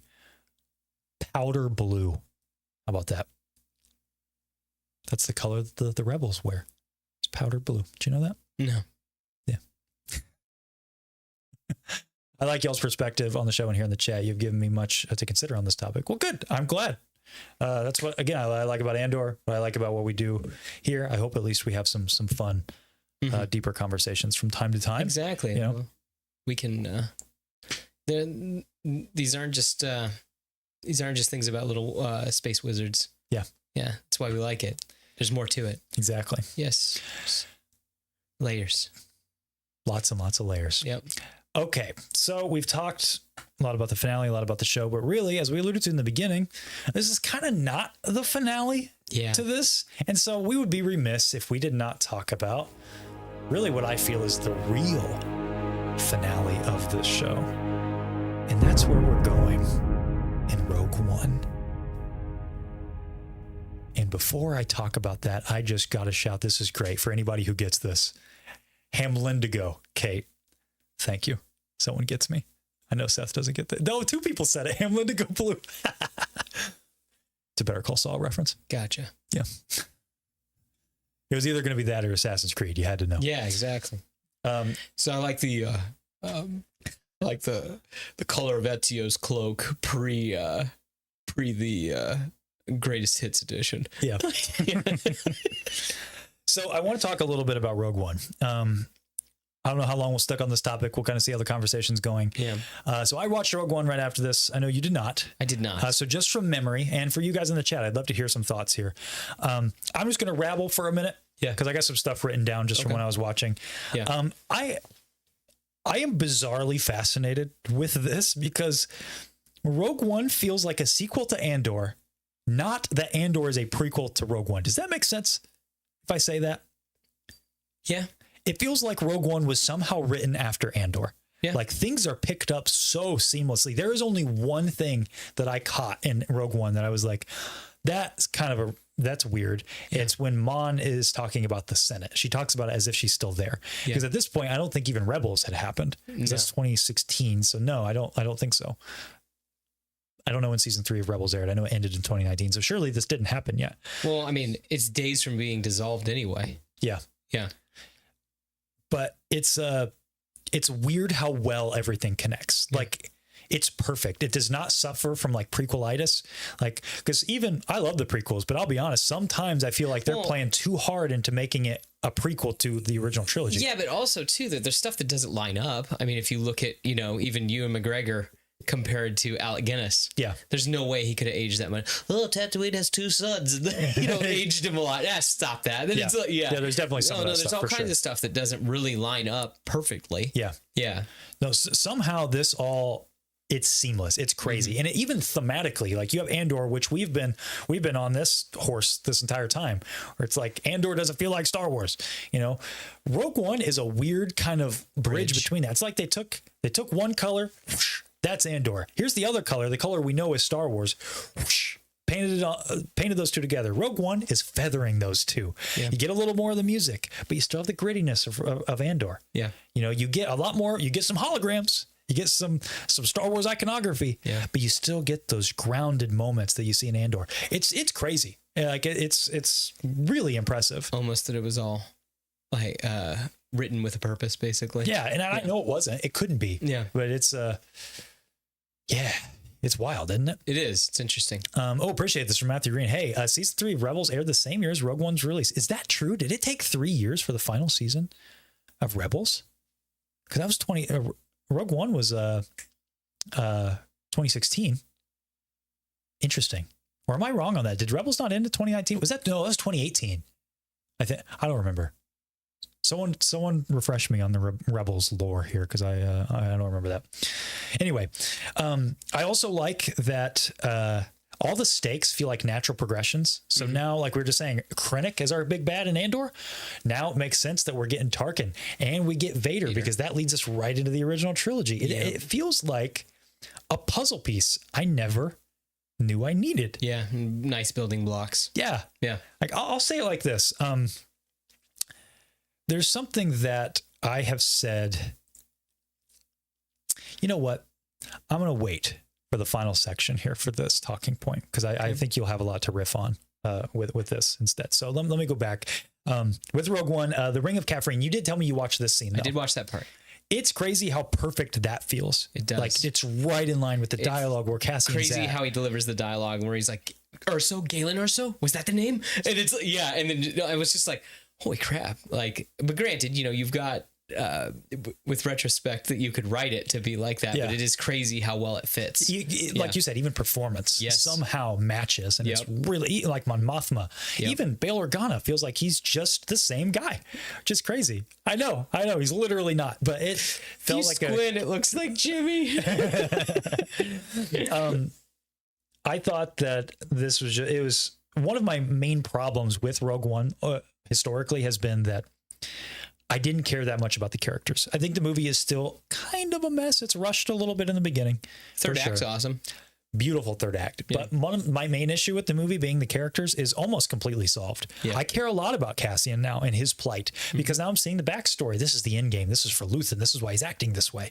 And in a weird way, I now care a lot more about Jyn, because I know a little more about Galen. She's pulling him to the light. Yeah, she's a catalyst, right? Which is the name of that book, by the way, the prequel to Rogue One. That's really cool. And I have a lot more appreciation for characters like Chirrut and Baze, because they were on Jedha mining all this Kyber. You know what I mean? And now Bodhi, what he sacrificed to defect. And K2SO, which, by the way, we kind of brushed over K2 in this arc. I felt like this is one of my main, I don't know if it's a gripe, but K2 felt kind of tacked on to this final arc. Did you think? I liked him. The only thing I didn't like was him walking down the hallway carrying that one guy's body. Yeah, that was one of those times where I'm like, I'm having fun. He's having a cool hallway fight scene. I'm like, oh my gosh, he's Jason Voorhees. I guess I am watching Andor. Like that imagery. Well, but I liked him. I thought that it was, he has to be there. No, I get it. It's just... He's definitely that levity that has not been there the rest of the show. He feels toned down a little bit, I think. And he takes away from the stakes a little bit. And that infiltration from Clea, because he's there, I'm like, well, they're fine. Well, he's got to get in there, though. But yes, you are right. It's building up his sacrifice, though, in Rogue One, when he actually is gone and then they have to do it on their own. Well, I'm just... Like, I didn't know what was going to happen to Clea, for example. Like, obviously, we know Melshi and Cassian survive. But I don't know what happens to Clea. Does she die during the scene? But then K2's there. I'm like, oh, hey, they're going to be fine. Like, I was not worried about those characters at all. And it took a lot of the oomph out of that scene, I thought. Just me personally. I don't know. Thought it was worth mentioning. But anyway, to kind of close out here with Rogue One, I found myself caring a lot more about these characters, and it did make the movie a lot better for me. And I didn't expect to go back and view it, because I'm like, I don't know. I don't like to put a whole lot of stock into like, oh, like the Clone Wars makes the prequels better. I don't really subscribe to that idea. I think that those movies stand just as well on their own. There's some fun that you can be had with the Clone Wars. There's definitely some enhancements, but you don't need it. Rogue One, I do feel like really benefited from Andor. Not that it was bad in the first place. It just got elevated to another level for me. I could agree with that. So I'd be curious to see where you fall when you rewatch it. I need to sit down and rewatch Rogue One. Maybe this weekend. There you go. Are you all going to read Mask of Fear, Reign of the Empire, or Tales of the Archives? That's a question for Grayson. The next one is Revenge of the Sith. And I don't know that we've revealed. We know the one after that, and I can tell you it is not that book. But I don't even know that book. It's this is the new one that just came out. Oh, the one that's like kind of like an encyclopedia that's explaining everything. No, this one's about, if I'm remembering the right book, this is about Mon Mothma. It just came out. Oh, okay. I think Rebels was mid-season 3 when Rogue One came out, hence why season 3 mid-season return is Saw Gerrera's episode on Geonosis, Synergy and all. Oh, maybe that is right. Okay. Yeah, it is. Okay, you just Googled it. Well, fair enough. I didn't realize there was that big of a gap between the last 2 seasons of Rebels. That's interesting. David Furtado, the comic relief he provided was kind of jarring compared to how the rest of the series was gone. True. Yeah, I guess that's what I'm saying, right? Yeah. But me being me, I didn't mind that. Okay. I liked having you liked having that. I like having a little bit of lightheartedness. Like I love that that random security guy in the hospital. Oh yeah. He's like, yeah, my cousin just applied for the ISB. Like he seemed like he did not fit, but it was very human. Yeah. I love that there. If it did feel kind of marvelly, but right. I did enjoy that. Well, it's more of that feathering we were just talking about, right? A little bit more of the kind of blending the tone. Yeah. Although I do think it needs to be said, it is kind of weird to think about that if you watch them, Andor, Rogue One, and then A New Hope, you randomly see Gold Guy and his trash can friend, like for a moment in Rogue One. It's like, hey, by the way, they're like the main characters in the next movie. Like, yeah, I know. Yeah, I don't think that A New Hope, and it doesn't need to, but it doesn't benefit in the same way as Rogue One. No, I mean, it's fun. It's fun to see that carryover. Yes. But it's definitely the story ends. Of the plans and everything. Yeah. Now we'll get to your comment, Alleyway. My favorite new moment in Rogue One is when Bail says he trusts Leia with his life. Mon turns away sadly, likely thinking about the relationship she sacrificed with her daughter, Leda. That's a good call. Yeah. I didn't think about that when I watched it. That's great. The buildup of different characters gaining rank or character in the Empire from Andor to the OT is similar to Russian nesting dolls. Start like Krennic to Tarkin to Vader to the Emperor. Yeah. I mean, ultimately, when you get to Return of the Jedi, it's like, okay, final boss. Yep. There's nothing above this guy. Yes. And he's got a new super weapon. But if Supernatural is going to do it, you'd find out that the Emperor had a sister. It's true. And or I guess Star Wars did it anyway. It's somehow true. Palpatine returned. It's true. Bring him back. Woodsy says Melshi was there for the whole Galen Erso convo, so it makes sense, even more sense. He's willing to go against Rebel Command. Yeah, right. Again, just little moments, right? It's so good. Mm-hmm. No gap in Rebels. Season 3 was 2016, 2017. Season 4 is 2017, 2018. Okay, fair enough. I guess I'm just crazy. I thought that it ended in 2019. I don't know why. Or I thought that they started and ended in 2019. So thank you for the clarification. Your favorite Star Wars movie was 2019. Yeah, I know. I thought I remembered they came out at the same time. Yeah. But maybe, yeah, my bad. Yeah. My bad. Mm-hmm. And Matthew Green, thank you so much for the $1.99 super chat. Now we need a Jyn Erso series. I don't know. I think her story's kind of told well, and I don't know where you'd go. Well, my whole thing, though, too, is I just feel like that she's like, you never hear from Felicity Jones, ever. So I'll be honest, I wouldn't mind something with her in there. I was surprised that she didn't show up at some point. Yeah. Yeah, because I mean, when was the last time? Like, she's never at Celebration or anything. What'd I do? I'm just laughing at this. Okay. The newbies are going to start believing that Tross is my favorite. Right. It's a fact. It is your favorite. I know, right? All roads lead to it. All roads lead to Tross. Yeah, it's true.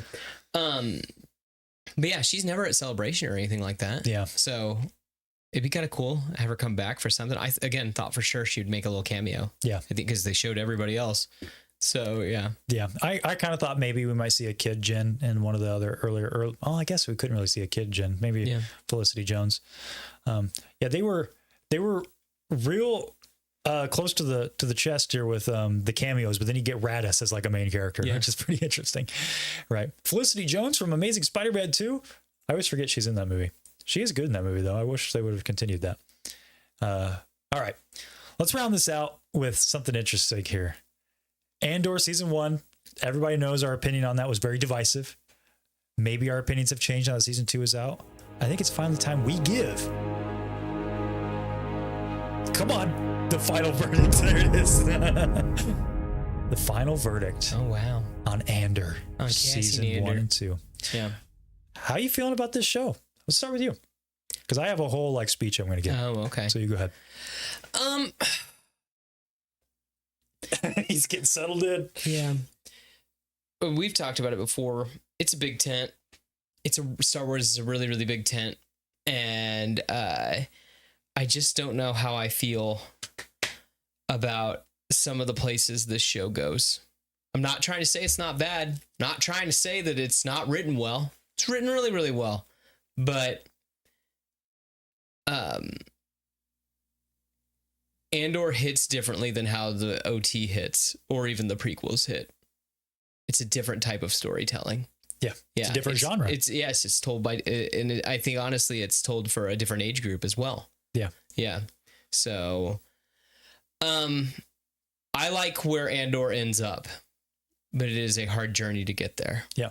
Yeah. Does that make sense? So, okay, split your opinion for me, because I'm curious. So, from what I understand, you're like, this is it gets too far away from what Star Wars means to you. Is that right? Yeah. It's like this, okay? I've had this conversation with people before where it's like, hey, what's your what scene's better? There's nothing for me here. I want to learn the ways of the Force and become a Jedi like my father. Okay? That scene, or the ending of Rogue One where Vader's chopping down rebels. Okay. What's a better scene? I mean, they're two very different things. Exactly. That's the whole thing. And so it's apples and oranges. Andor's almost so different that you can't even compare them. Okay. Yeah, that's what I think that's ultimately where I saw season 2 didn't change your mind. It got closer, but it didn't. Did. I was going to say, we're getting to that. Like, I think you put it brilliantly with the whole, with the feathering. That I think that I like even though that I don't even love Rogue One, but I like the iconography. I like some of the characters. Yeah. Yeah. That it's like we're getting there. And you're not saying that Star Wars can't be different. Because no. it can. It can. But this just went in the direction that you personally don't like. Exactly. It's too far out that way where you almost can't even compare them. Gotcha. Yeah. Because, like, I get it. Skeleton Crew's different than Ahsoka, which is different than the Bad Batch.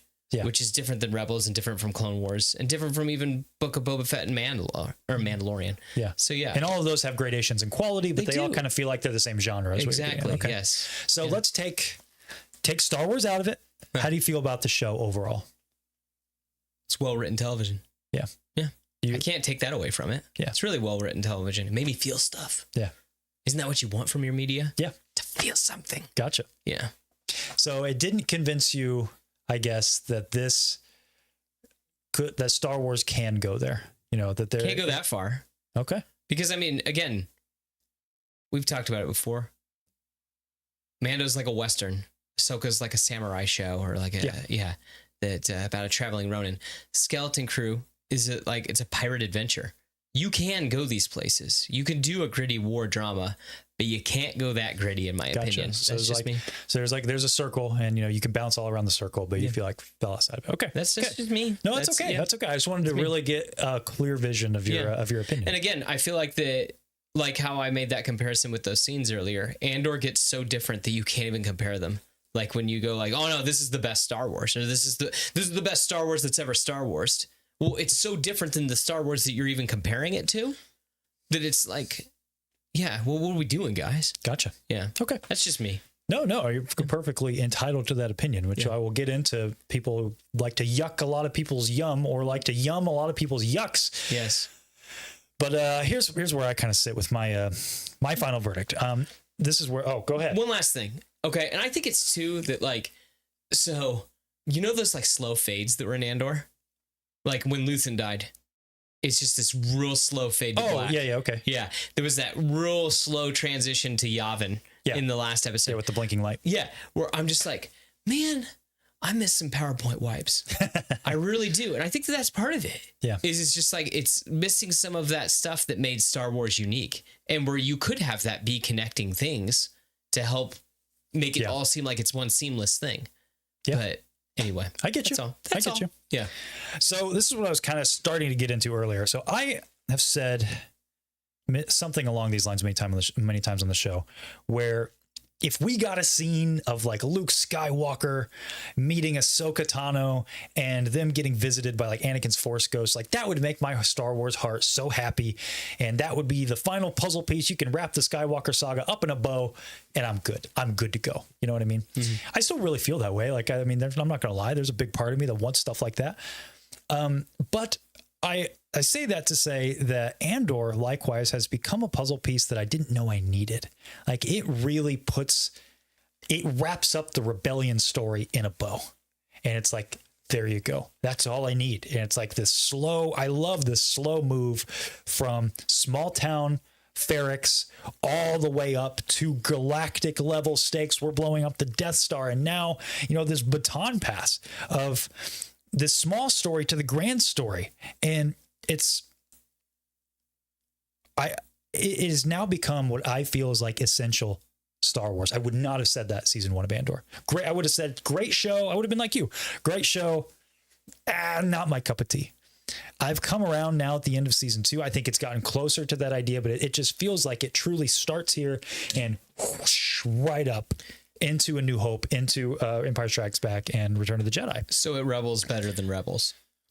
No, I think Rebels is like, it's also a great puzzle piece there too, right? Because you need both. I don't like this idea where we have to, because Andor is good, we have to use it as a club to beat down something else. Rebels is also good. I mean, it's not my favorite, but they're both, I think, essential parts of the story. Yeah, well, I mean, they're keyed towards different audiences as well. Yeah, and they're absolutely. When one airs on Disney XD, one should be age restricted on Disney Plus. Amen to that. Goodness gracious. Yeah. So kind of the rest of this is like, what Andor has done for me is like, we all know Empire bad. That's not a controversial take right there. But we knew that from the beginning. We didn't need this show to tell us that. But at the same time, it showed us how bad. And at the end of the day, filmmaking is about visual storytelling. It's about making you feel something. And there's definitely a difference between what A New Hope is trying to tell you, Empire bad, and how Andor is telling you, Empire bad. And you can be told all day long how bad something is, and you can accept that conceptually, but Andor shows you on a human level how bad. Why was it so important that Luke trusted in the Force to shoot that 1 in a million shot? It's feeling it. Mm-hmm. And I think that this now adds a ton of weight to that 1 in a million shot. And suddenly the weight of everything the rebellion has built up is now on that farm boy's shoulders. And it makes Luke even more the hero. Like he was so far away, because of all these heroes that came before him. He stands on the shoulders of giants to become a giant himself.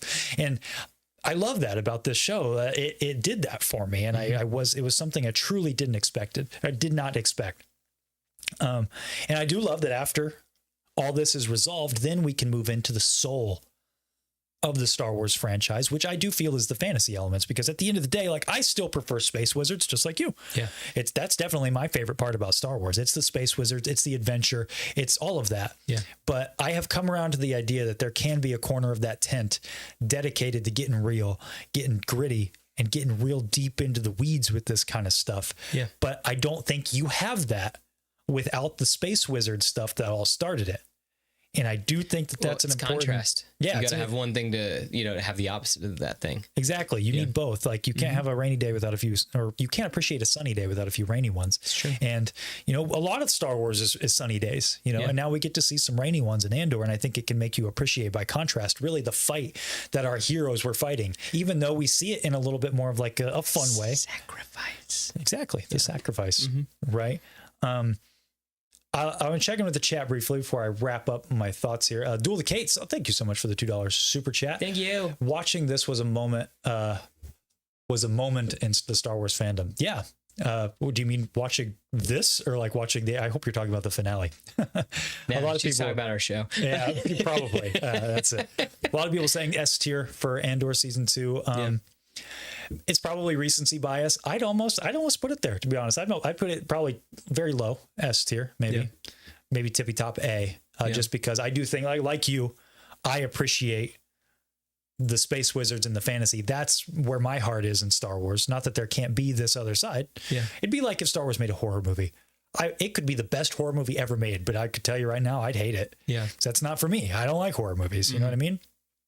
I think it's too that, like, not only are we doing different style of storytelling, but then it's like those choices where it's like, hey, we have curse words in Star Wars, but we're going to use human curse words. Yeah. It's a lot of the decisions that they made in Andor, where it was like, no, they want to set themselves apart.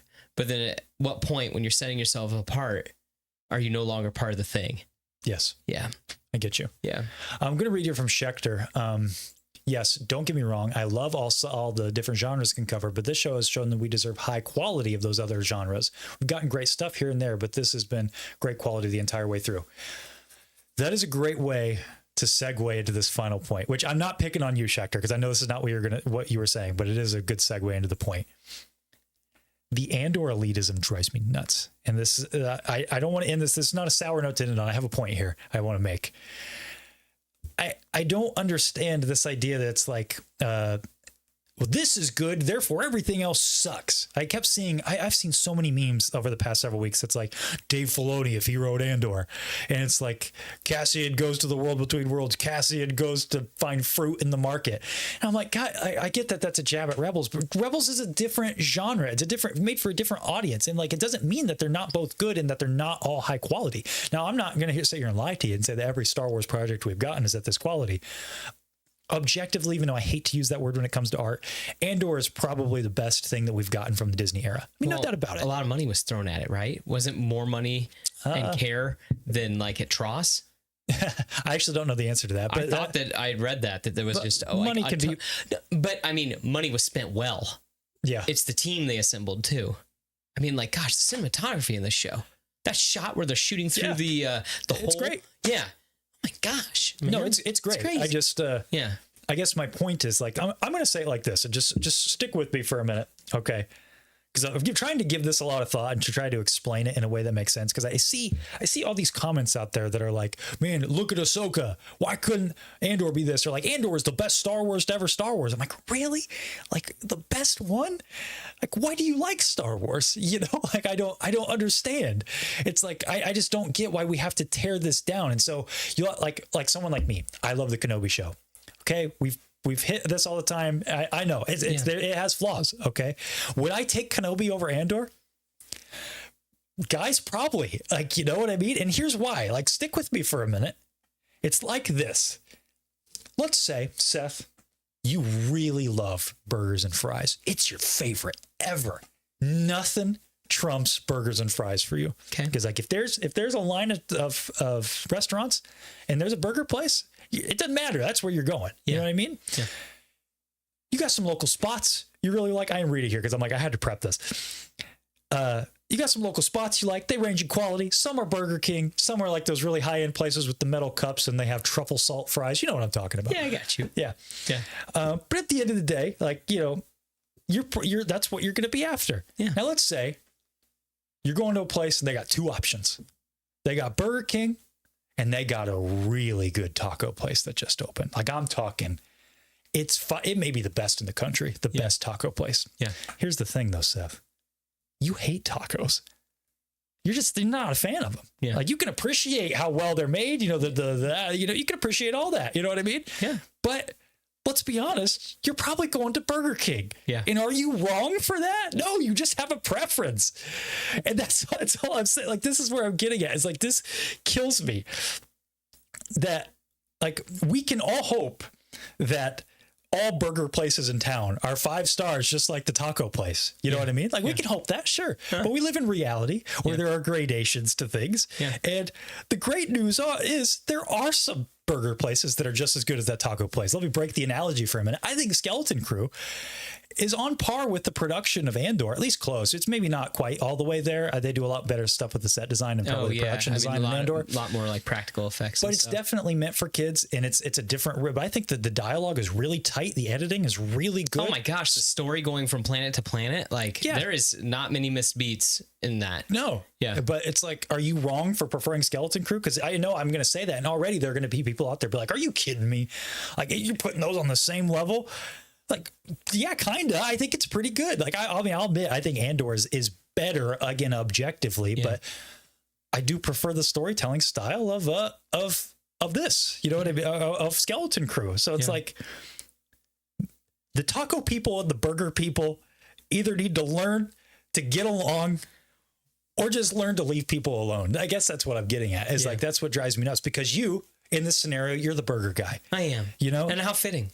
Yeah. I'm a simple man. Exactly. They don't need to know that, but I mean, I guess they do now. Yeah. I'm a simple guy. Yeah. You don't like, you're very picky about your food, you know? True. And that's okay. Yeah. You're perfectly allowed to prefer that. And it's okay if you want to go to Burger King instead of the 5-star taco restaurant because of that. You could appreciate that the taco place is 5 stars. Yeah.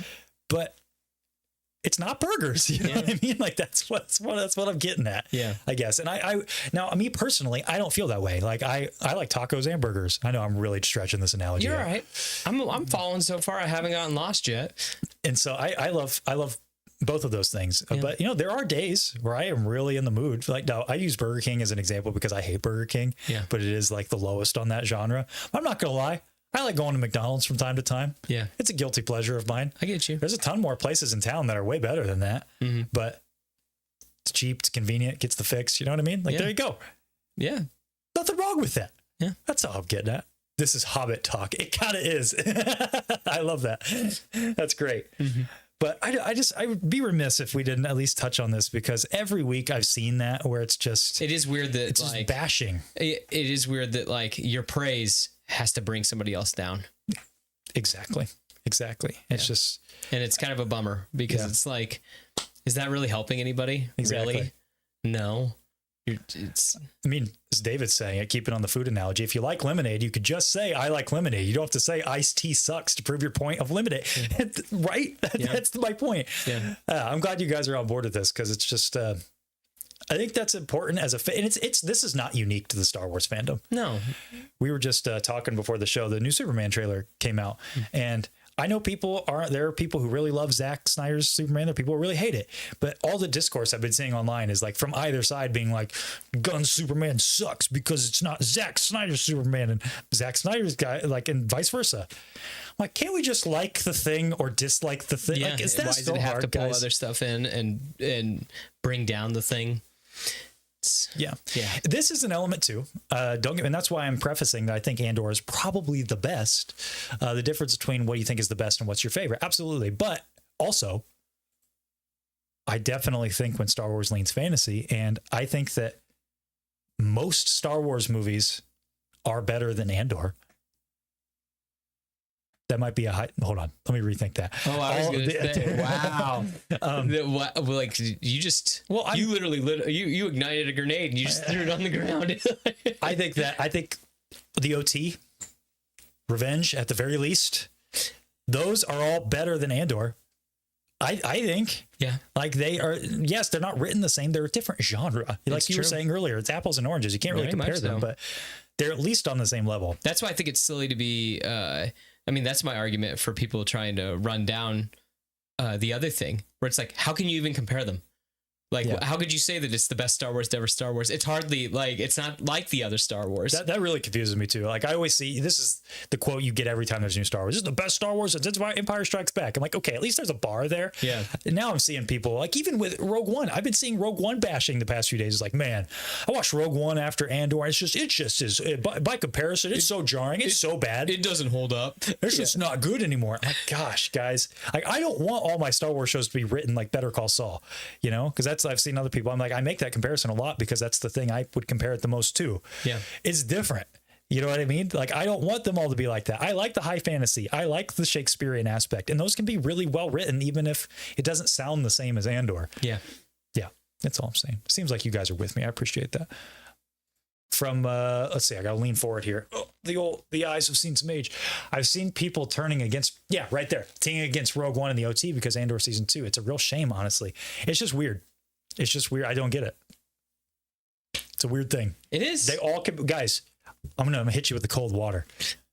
You can like more than one thing at the same time often, but had to be said.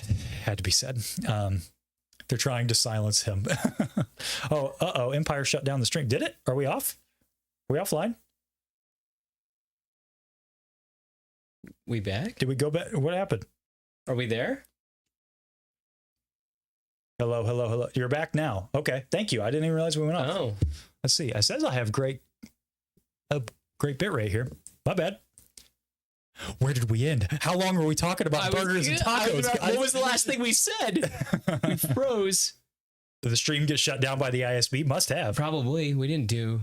Interesting. You know us. Couple of rebels. My bad, y'all. I didn't even realize it froze. I don't even know why it froze.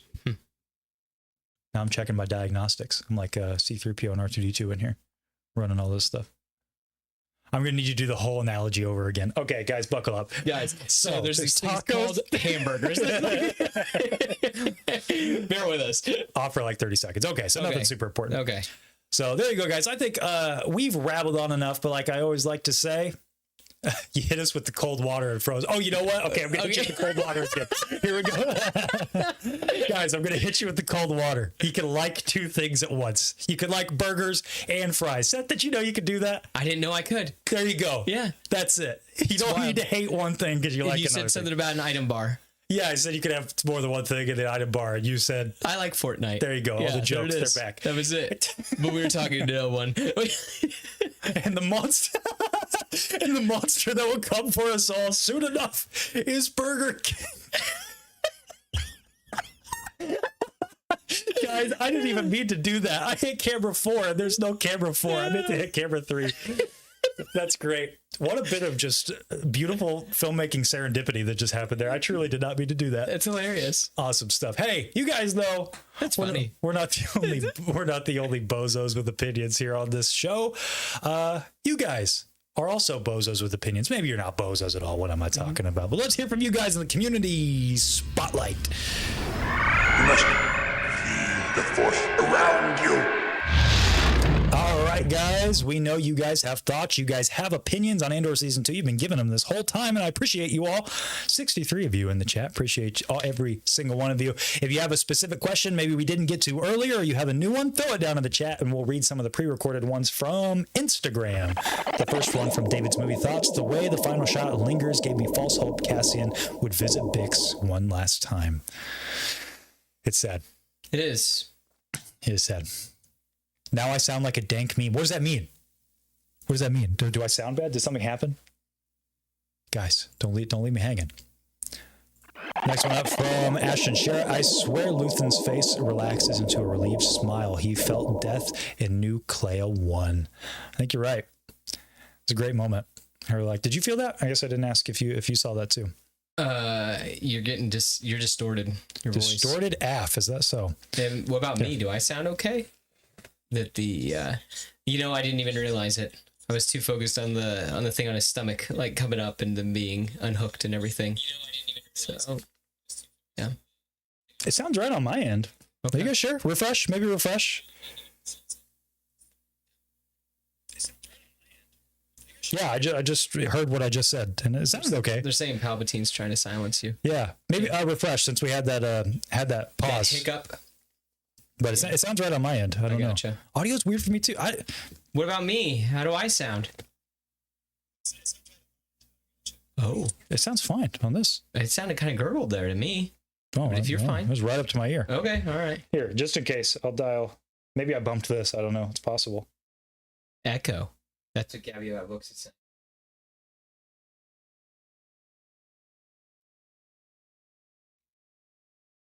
Getting on the battle station here.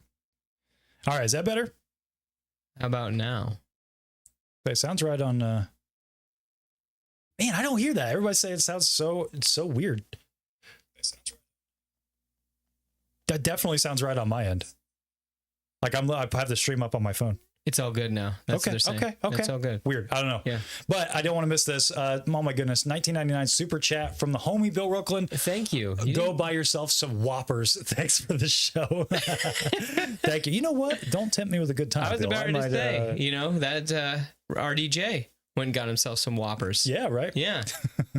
Sounds better after refresh. Okay, good. Thank you. Thank you for the confirmation.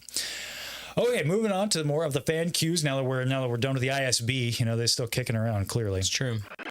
we've got Aaron isn't qualified. Episode 10 was phenomenal. I really hope Disney drops some official Clea merch. Yeah, I asked you about Cassian. How are you feeling about Clea? I mean, I like her. I think it's neat, but again, it's like I feel like her story's done. I just mean, where does she fall for you in like the grand scheme of characters? Like, is she up? Did she get a top 20? Something like that? I don't know. I'd have to really think about that. Okay. But yeah, she is good. I wouldn't take that away from her. She's a great character. Yeah. I don't know. She's a great Star Wars character. Oh my gosh. I like her a lot. Yeah. I was just curious, your opinion on that. The Stranger 1977. I personally think this finale makes me enjoy Rogue One even more. Do you guys agree? I do. I think so. Seth says TBD. Yeah, I need to watch it again. Sorry, guys. Yeah. Yeah. Maybe this weekend. Hey. Next up, we have Steve Pask 13. There's a whole galaxy out there waiting to disgust you. What a line. I really like that line. Yeah. That was a really solid line. That whole interaction was maybe one of my favorites in the whole season. I had a good line.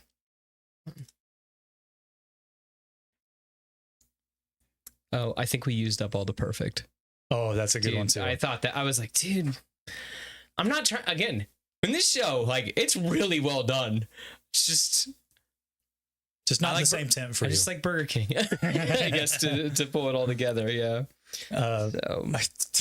What a comment. Get out of here. What's it say?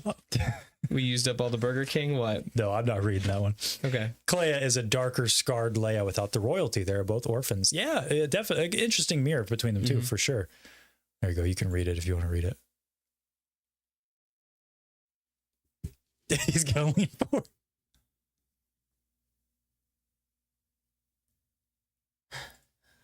Yep, they're on it again. Yeah, they are. Guys. Cirque 7, calm, kindness, kinship, love. Andor never got to see the true sunrise he helped to create. Yes, but I think there is a beauty in the fact that he created it for the next generation, specifically his own, right? His family got to see it. It's Raul, not Roll. Phenomenal. Adds so much to Cassian's character and the rebellion as a whole. Agreed. Agreed. Yeah. Next one we've got up. Pro Jason Wingard. What they did to Dedra in the end was genius, yet so foul. And man, that ending scene is tragic for Cassian. Yeah, it gets definitely gets sad for sure. But again, it's like very fitting. Yeah. Owen Anderson 4, really enjoyed the show a lot. Some things I really like, some things I don't, but quality. Sounds like you. Yeah. Sounds like he's in your camp. And again, if you guys have any you want us to answer live, go ahead and throw them in the live chat. Before we round this out, Minifig Center, does Rogue One go up in the ranking or stay the same after the season 2 finale? I said it earlier, but for me, I think it does. I don't know where. I'm trying to remember our tier list. We had in B, didn't we? I think it was in B. It's definitely A tier. I don't know where it ended up in our tier list for sure, but it's definitely A tier for me. I think the beginning is still a little bit of a mess. It's very fast, but a lot of my problems were the characters, and I think a lot of those are fixed. Personally, I'll be curious to hear your thoughts after you watch it. Yeah, I need to watch it again. Okay, now we have Marcus.Katie. Absolute cinema, peak, 10 out of 10. What a masterfully executed show. Absolute cinema. Absolute cinema. Would you have your 12-year-old watch Andor? No. No. Definitely not. Yeah, it's definitely got a lot more mature themes. Yeah, I had to actually one of my coworkers was like, "Yeah, we're going home and watching Andor." And this was after the first episode, the first 3 episodes of the season. I was like, "Hey, how old is your kid?" And they were like, "Oh, they were like, he's fine. He like watches violence all the time." And I was like, "Violence towards what?" Yeah. Yeah. And I was just like, just letting you know that this goes different than any other Star Wars project before it. Yeah. So, yeah. But this is an interesting question. Gabby Books, did his family get to see the sunrise? Didn't we get the First Order after the Empire? Yeah, I've seen some people talk about this online as well. And I think that, first of all, just from a lore perspective, there is a period of peace for sure. there is. And that matters, even if it rises again. short. But I've always looked at the First Order as it's not a resurgence of the Empire in its full capacity. It's like it's a spark trying to get off, and it does a little bit. Like the flame starts, but they quash it before it ever gets to Empire level. Yeah. I mean, you guys got to remember the sequel trilogy takes place over the course of a year. That's it. Yeah. You know, of course, there's remnants going Year and on. days. Yeah. Yes. Yeah. I mean, year and some days, but there's definitely there was a hard-won period of peace, and there's always going to be evil, right? You're never going to eradicate evil. No. And so it's always going to come back, even after the First Order. You know, they fought for a sunrise, and one day that sunrise is going to be gone, you know? Yeah. And those little moments of peace, they have to be important, you know? Duel of the Cates, throwing this out again, did you watch season 2 of ILM doc on Disney Plus? They touch on the prequels and Pirates of the Caribbean effects, and man, do I love Bill Nighy as Davy Jones. I've not watched that yet. I want to, because I saw it was teased at Celebration, and I saw the stuff with Davy Jones, and I'm like, man, I'd love to see that. Did you watch it? No. I don't have time to watch TV. I'll watch this. Yeah, right. Yeah. It's on my list. It's on my list for sure. Mm-hmm. Cinema from Legolas, our friend over there. And we have KatieSource.Rex. To preface my question, Gilroy said that they covered years in a season because Diego would age. So, like Gindy's Clone Wars, did the time restraints help? And what did it help and hurt the storytelling? It's a great question. I think it was a bit jarring from jumping between some of them. I thought that too much time had passed. If that makes sense, the characters were too different. Gotcha. Sometimes. I don't know that it... It's like having B2 in the first episode and you don't see him until finally in the last episode. Yeah. Yeah, where it's just like... A lot of time does pass. Yeah, for sure. too much time has passed, guys. That's insane. So... Also, my little buddy made it. Yeah, you got him one more time. Yeah. B2 wasn't K2, but hey, at least he lived. Yeah. I would answer opportunity.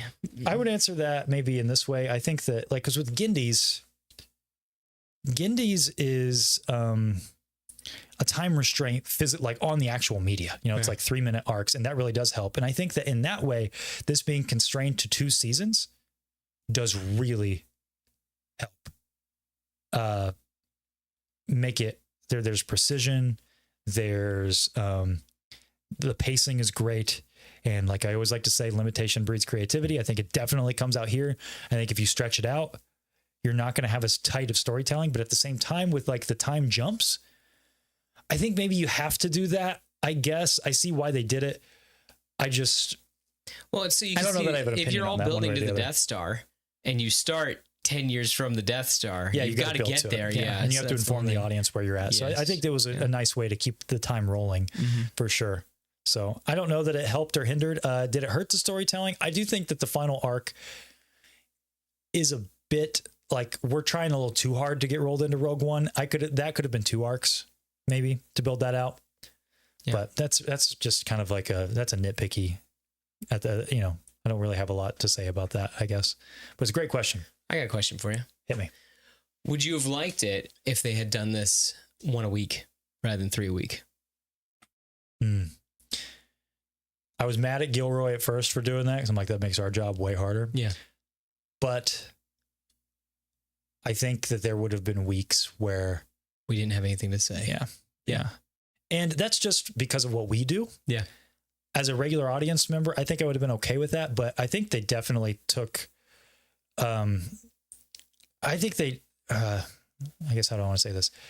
They probably took fan reaction into account because people are so impatient online. They're so impatient. And it's nice that these are contained arcs. So releasing it this way, I think they avoid that, like, this is filler. Wow. Wasting time here, Gilroy, all that stuff. I mean, you get it every single season of any show, and it's so annoying.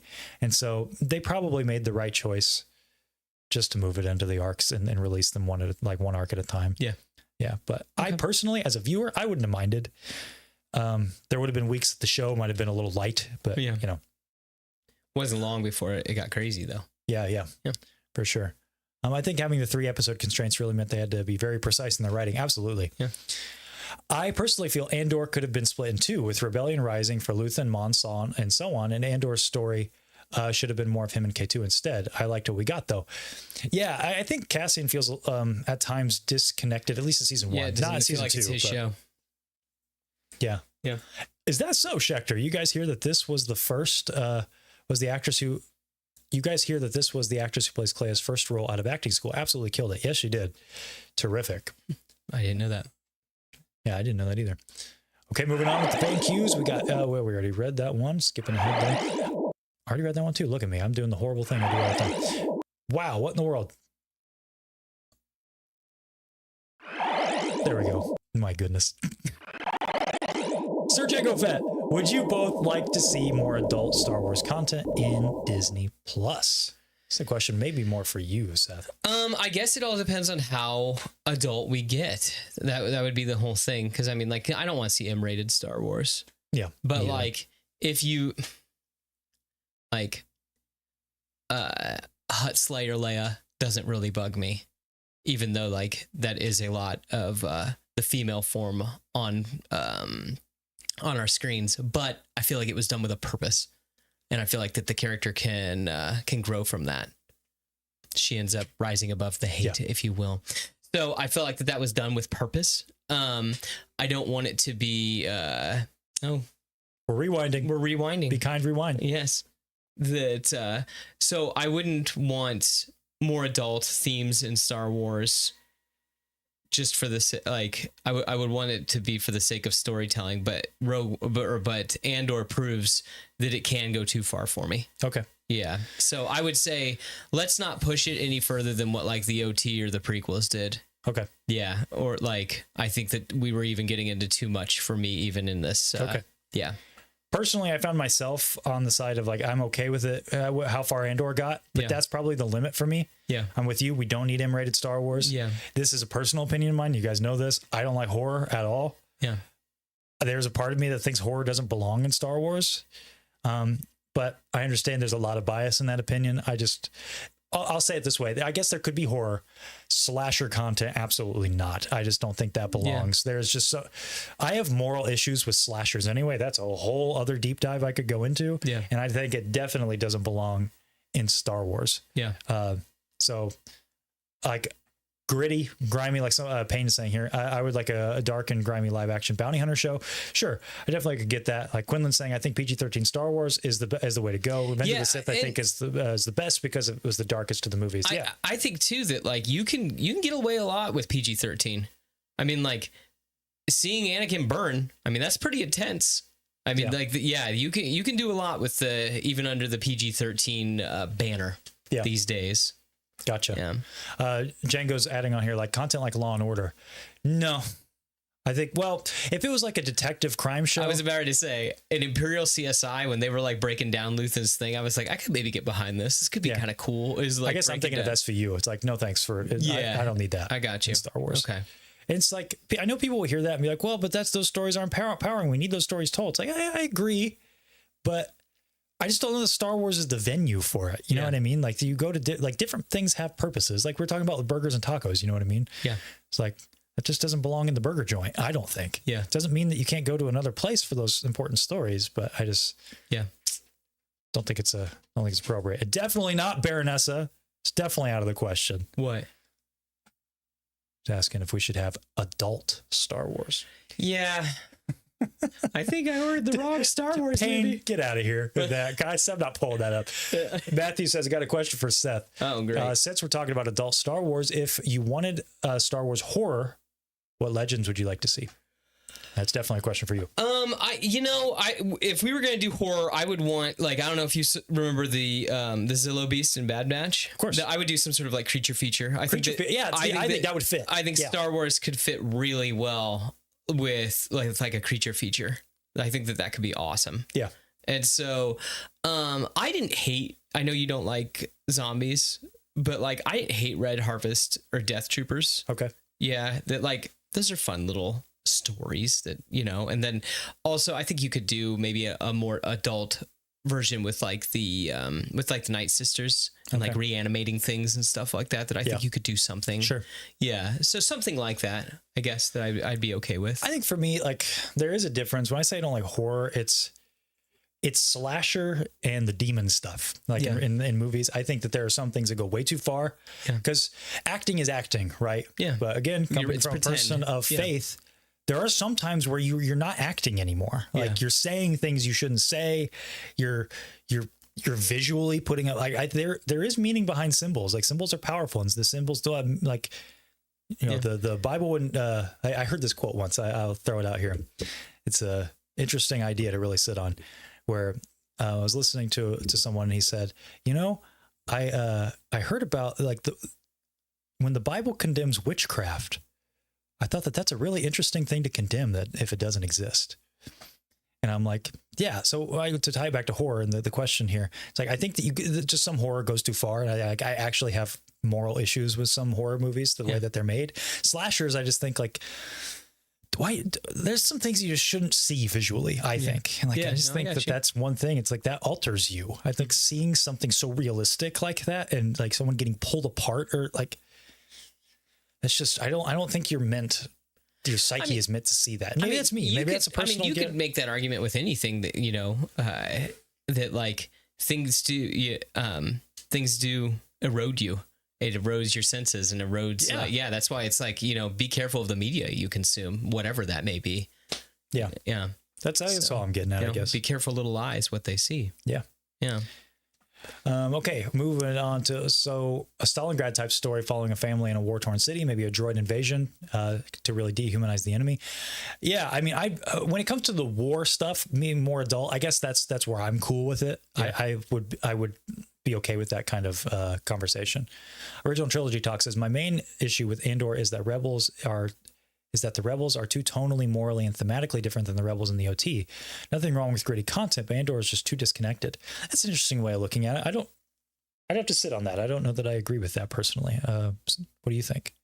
I don't think they feel too disconnected. I think you're just seeing a different side, perhaps. Well, again, they've changed. That's the whole thing. And like, if you watch Andor, then Rogue One, and then they're even growing, or the Alliance is growing through the OT. Okay. Yeah. So. But it's an interesting thought for sure. I mean, that's what's kind of fun here is everybody's got their own take. What line is the line? You know what I mean? Why do I keep doing that? I swear I put them in order when I started. I swear this is going to kill me. It's going to kill me. IJ Kez, what's next for Clea? Will we see a show? Something? My bad. I must have typoed this one. Will we see Kino Loy in the future? S+ tier show, absolutely brilliant. I hope not. There needs to be finality in things, and I think that those characters have great finality. Yeah, let them ride off into the sunset. Yeah. Let them see the sunrise. Hungry Bookworm, great end. Yet many key players are still around. Clea, Vel, etc. I wonder if we'll see them again. Yeah, I mean, same thing, right? I think that we could. I don't think we'd get a spinoff of a spinoff. I agree with that. Well, but no, we did get a spinoff. It's Rogue One. Yeah, that's the continuation, right? This is crazy. I swear they're flipping on me here. This is nuts. Oh, Greg Foskett. Finishing Andor makes me want to read the Reign of the Empire book. Yeah, I forget who brought that up earlier, but I've heard it's great. I've heard good things about it from the people who have read it. Gabby Books messed up that Bix took that peaceful ending away from Cassian and he died not knowing he was a father. Yeah. Right? Yeah. It is sad. It's very sad. Like I said, the hard choice, but in my opinion, the right choice. Tragic. DiCarlo collections, Luthen Dedricine and Krennic Dedricine were incredible. Italian hands. Good stuff. Good stuff. All right. That's all of the ones from Instagram. We'll kind of round out the show here. Any final ones from the chat? Let us know. But hey, this has been a fun show. We talked about a lot, kind of putting Andor to bed here. It's true. It's good stuff. We can finally see that sunrise. Yeah. Because sometimes it's darkest just before the dawn. Yeah. Maybe that sunrise is actually just the Death Star blowing up the city. It could be. Could be that as well. Yes. Andor felt like a slow zoom out from a really close zoom in, thus showing you the entire picture. That's a great way to put it. That's kind of what I was getting at with the puzzle piece stuff earlier. But yeah, I completely agree with you. Seth, all right, let's round things out here. We've been on, I didn't realize we've been going for like an hour, 2+ hours. Andor's over. It's the way the homies like it. Yeah, so we hear. Yes. But Andor's over. What are we doing? What are we doing? What are we doing? What are we doing? Well, I'll tell you this. We made some promises during you guys remember the bracket? We said we'd have a few more tier lists. Well, guess what? We got those coming. We've already filmed one of them. Starships is coming your way very soon. Yeah. It's going to be a lot of fun. Yeah. I love talking about ships. Yeah, it's going to be great. We have 86 ships on that list, and I know that's not all of them. So it's a fun time. We'll be putting that out pretty soon. But really, where is BDTS going next? Guys, do you know there's an anniversary? Yeah, you guys know what Monday is? Anybody know what Monday is? May 19th in Star Wars history. I swear there was something to do with that. Right? Maybe we'll I don't know. Maybe we're doing something on Monday. Maybe we're doing something. Maybe we're doing something for a bit. Maybe, just maybe, you should check out keep your eyes on the horizon and keep your eyes on the channel and the socials these next few days. And just maybe you'll get some surprises. We don't want to reveal our hand too well just yet, but we got some fun headed your way. Don't worry about it. It's going to be a great time. So you're trying to tell them that this is where the fun begins? I think, Seth, yeah. Okay. I'm trying to tell them. This is where the fun begins.